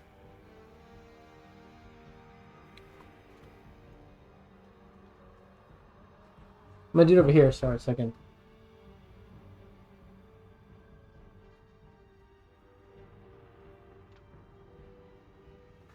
Any more red?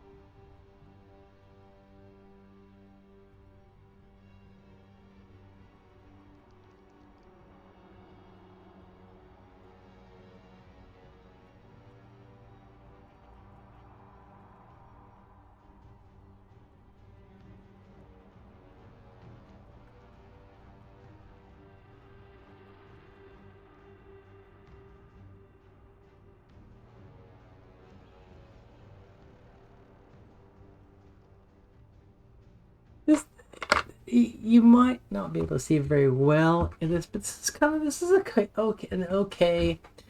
Let me turn this light off. An okay kind of like. This is a fallish tree. The tree is coming into fall, so that's maybe better. So it's not. Here's this tree. You can see the reds, bit of reds, in this guy. Yeah, a bit. So compared to this tree, so there's obviously in the one to the left, a bit more reds in that tree than this one. So just a little bit of differences there. Not bad in this guy.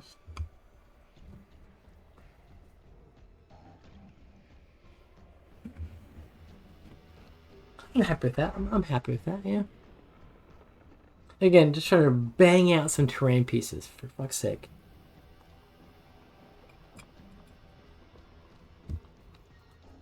A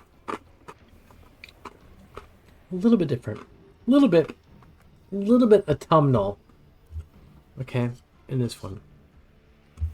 And now I need to do this, the base and the branches and whatnot.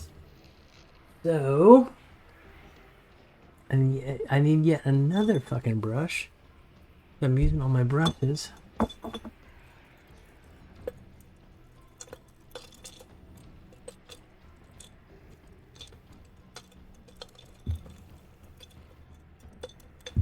could potentially use this one.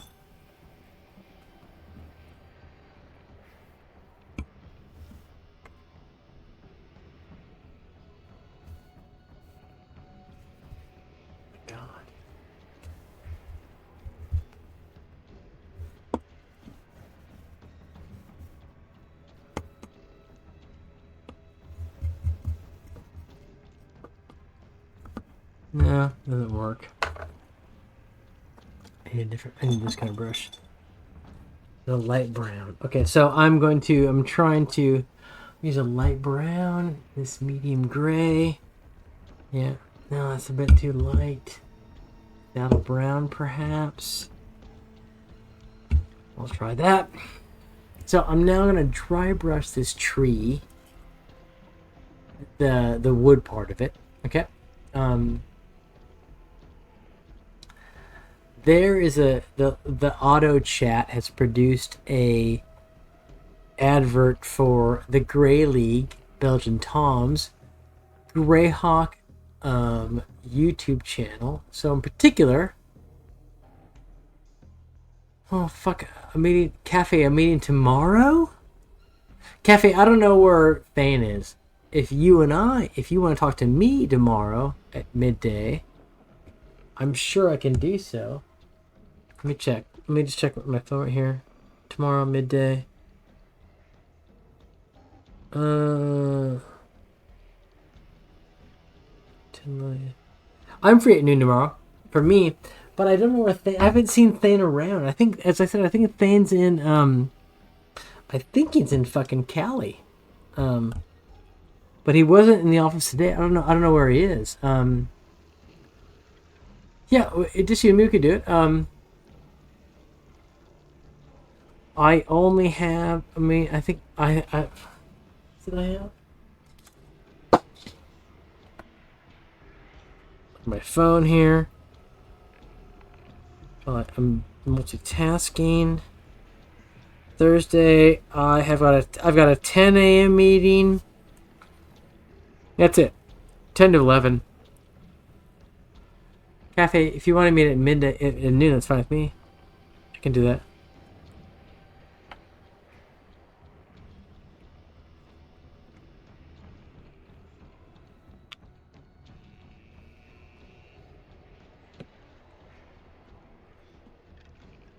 I'm gonna do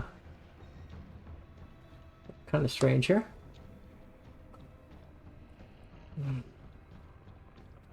Got my tree, my napkin. I'm gonna do this.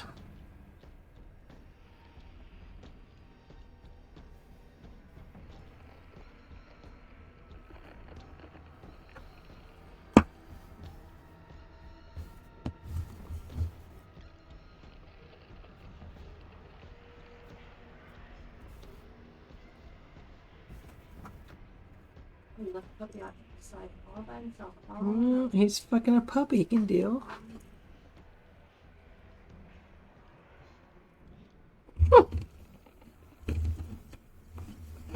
Trish Shocker.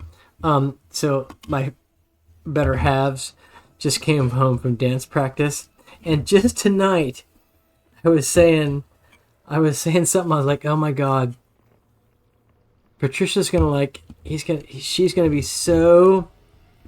She's gonna spoil the dog so much, because we love the dog, and we absolutely, I love him more than anything on the planet. But I'm pretty stern. I'm just like, I'm pretty sure Trish is gonna be like, so. She's just gonna fucking love him so much. He's gonna be he's gonna not know what hit him.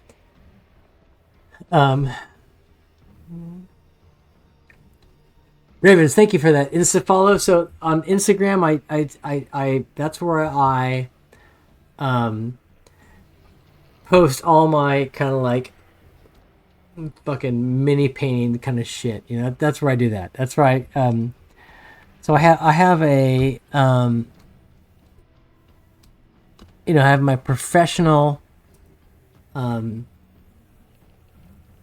Twitter account, which I rarely use. I have my D&D Twitter account, which I use much more often, and I have my D&D Instagram, where I simply post my mini painting stuff. That's what I do. Yeah, exactly. Conan's gonna be eating fucking cheeseburgers and nachos. Totally. Here's this tree right now, looking pretty good. You know what I'm gonna do? I thought about this tonight. Or I thought I'm gonna take a small paintbrush. I'm gonna paint some graffiti on this tree. So you just watch what I'm gonna do.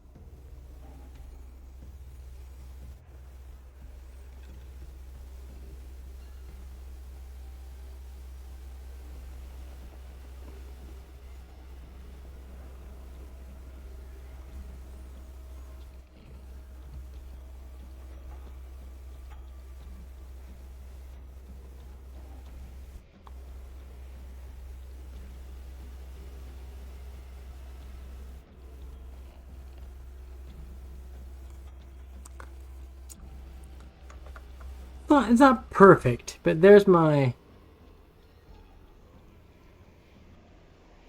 E plus L heart. So this tree's kind of done. Super basic. It's hard for you to see in this. I'll try to, maybe I can redo that kind of. No, it's about like it's sorry. It's what it is.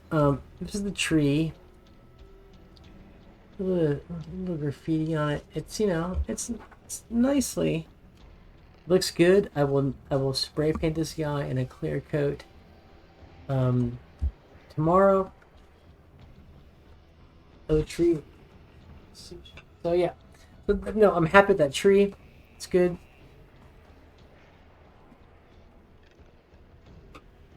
Up there. I still got this thing here. Now I can change my camera angle again.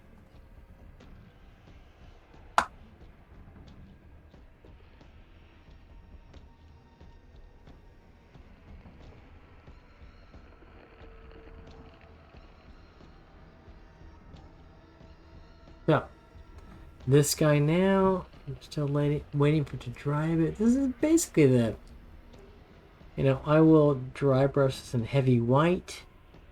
It's pretty though. It's you know, it works as a town fountain, I think. In a basic sense. That's fine. I got all kinds of fucking paintbrushes in my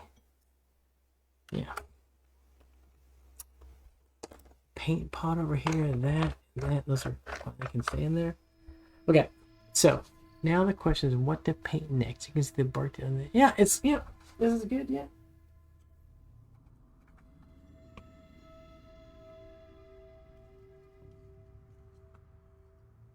That's my goal there with that guy. My goal with that tree.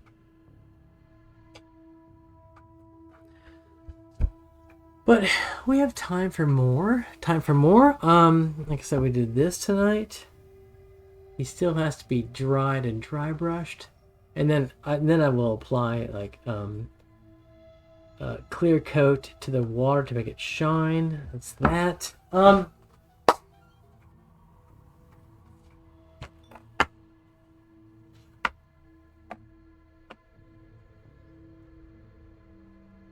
Maybe I should paint a palette of sacks. Maybe that's what I should do next.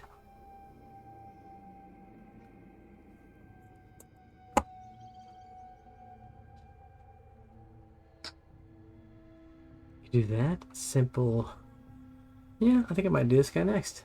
A palette of sacks. Grain and whatnot. Look at my other pieces over there I could do, but you know, I think I might do this palette of sacks.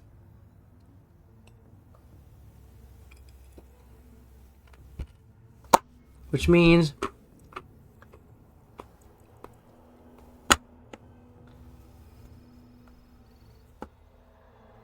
one of my browns, maybe my medium gray.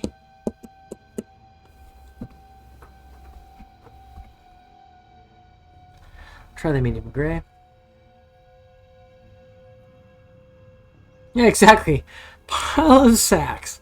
A pile of sacks in some session. Although, you know, whenever you guys go into some kind of like a dungeon, to make it real, you know, dungeons gotta have supplies. People live in the dungeons. They gotta have like bags of grain, right, to survive. So that is essentially what the pile of sacks is. It's the food of your enemies. So let's paint that food of your enemies.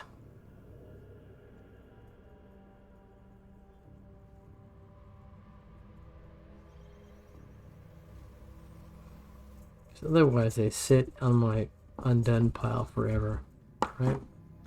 We can't have that. So you'll notice, Trish Talker, that like the last couple sessions, I haven't had a lot of like dungeon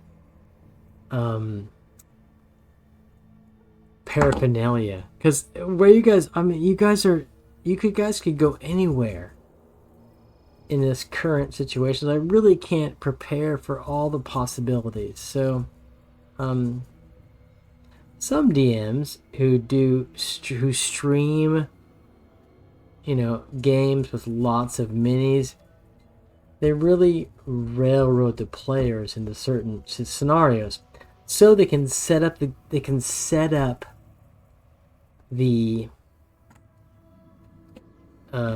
miniatures and the terrain. I can't bring myself to railroad you guys so much that I can set up everything beforehand. So I'm just like, you know, my perspective is it's better that you guys go where you want to go, and you don't have the minis are not the greatest for that, you know. It's exactly. So Two Ravens. One of the things I often remark upon in the Northwest, since I've been back in the Northwest, like, you know, just a handful of times in the last 10 years, is every time I go, there's more cannabis stores, and it blows me away. It fucking blows me away. When I was a kid, to buy pot cannabis, you know, you had to talk to this guy named Star behind the Penny Saver in PT. And now you can just go to the dispensary and buy cannabis all you want. And it fucking blows me away. Totally blows me away. I'm just stunned. I mean, I know that's the way it is in Washington State, but it fucking blows me away. Yeah, I'm stunned by the cannabis shops in my hometown and all up and down I-5, Interstate 5, the motorway that goes from Canada to, I want to say, Tijuana, Mexico.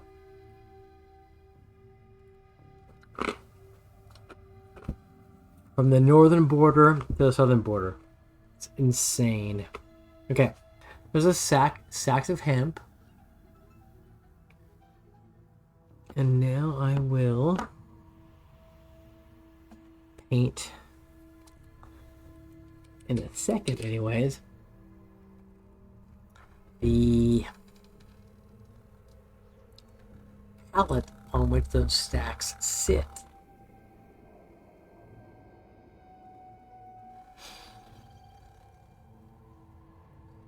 Right now I'm just like shaking up on my auto shaker to my left on these paint pots.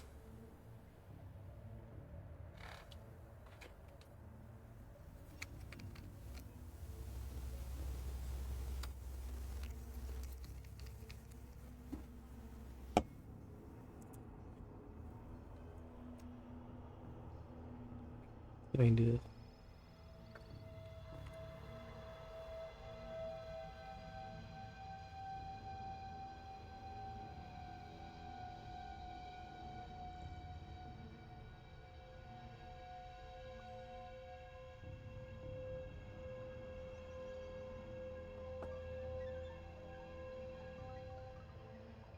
I should have waited.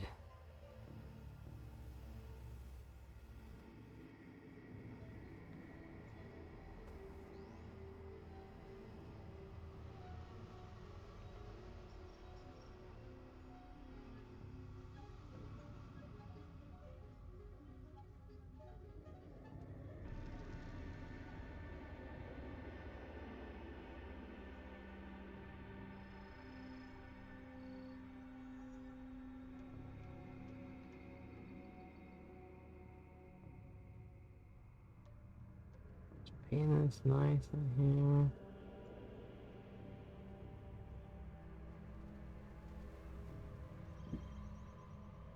Yeah.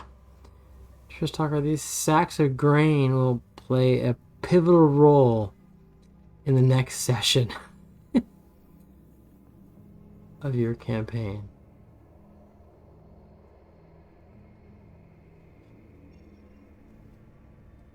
They will be everything.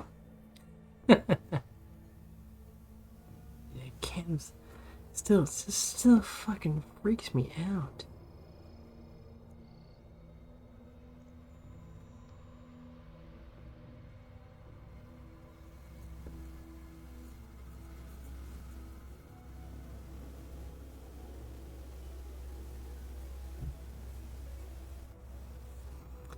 Shocking to me.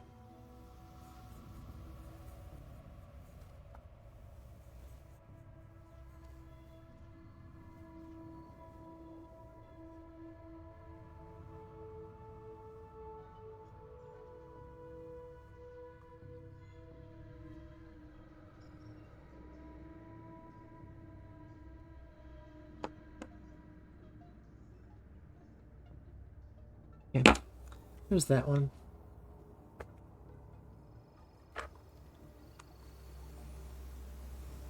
Exactly. I will hide all the important artifacts in this fucking pile of sacks of flour. That's where everything will be. You need to know about. Okay, there's this guy. We've got yeah, he's known oils. He needs to be highlighted. Since we got our our pile of sacks. We got our tree back there. All those things. Yeah, so we're pretty good here in terms of what we've done so far. Wait, sip here.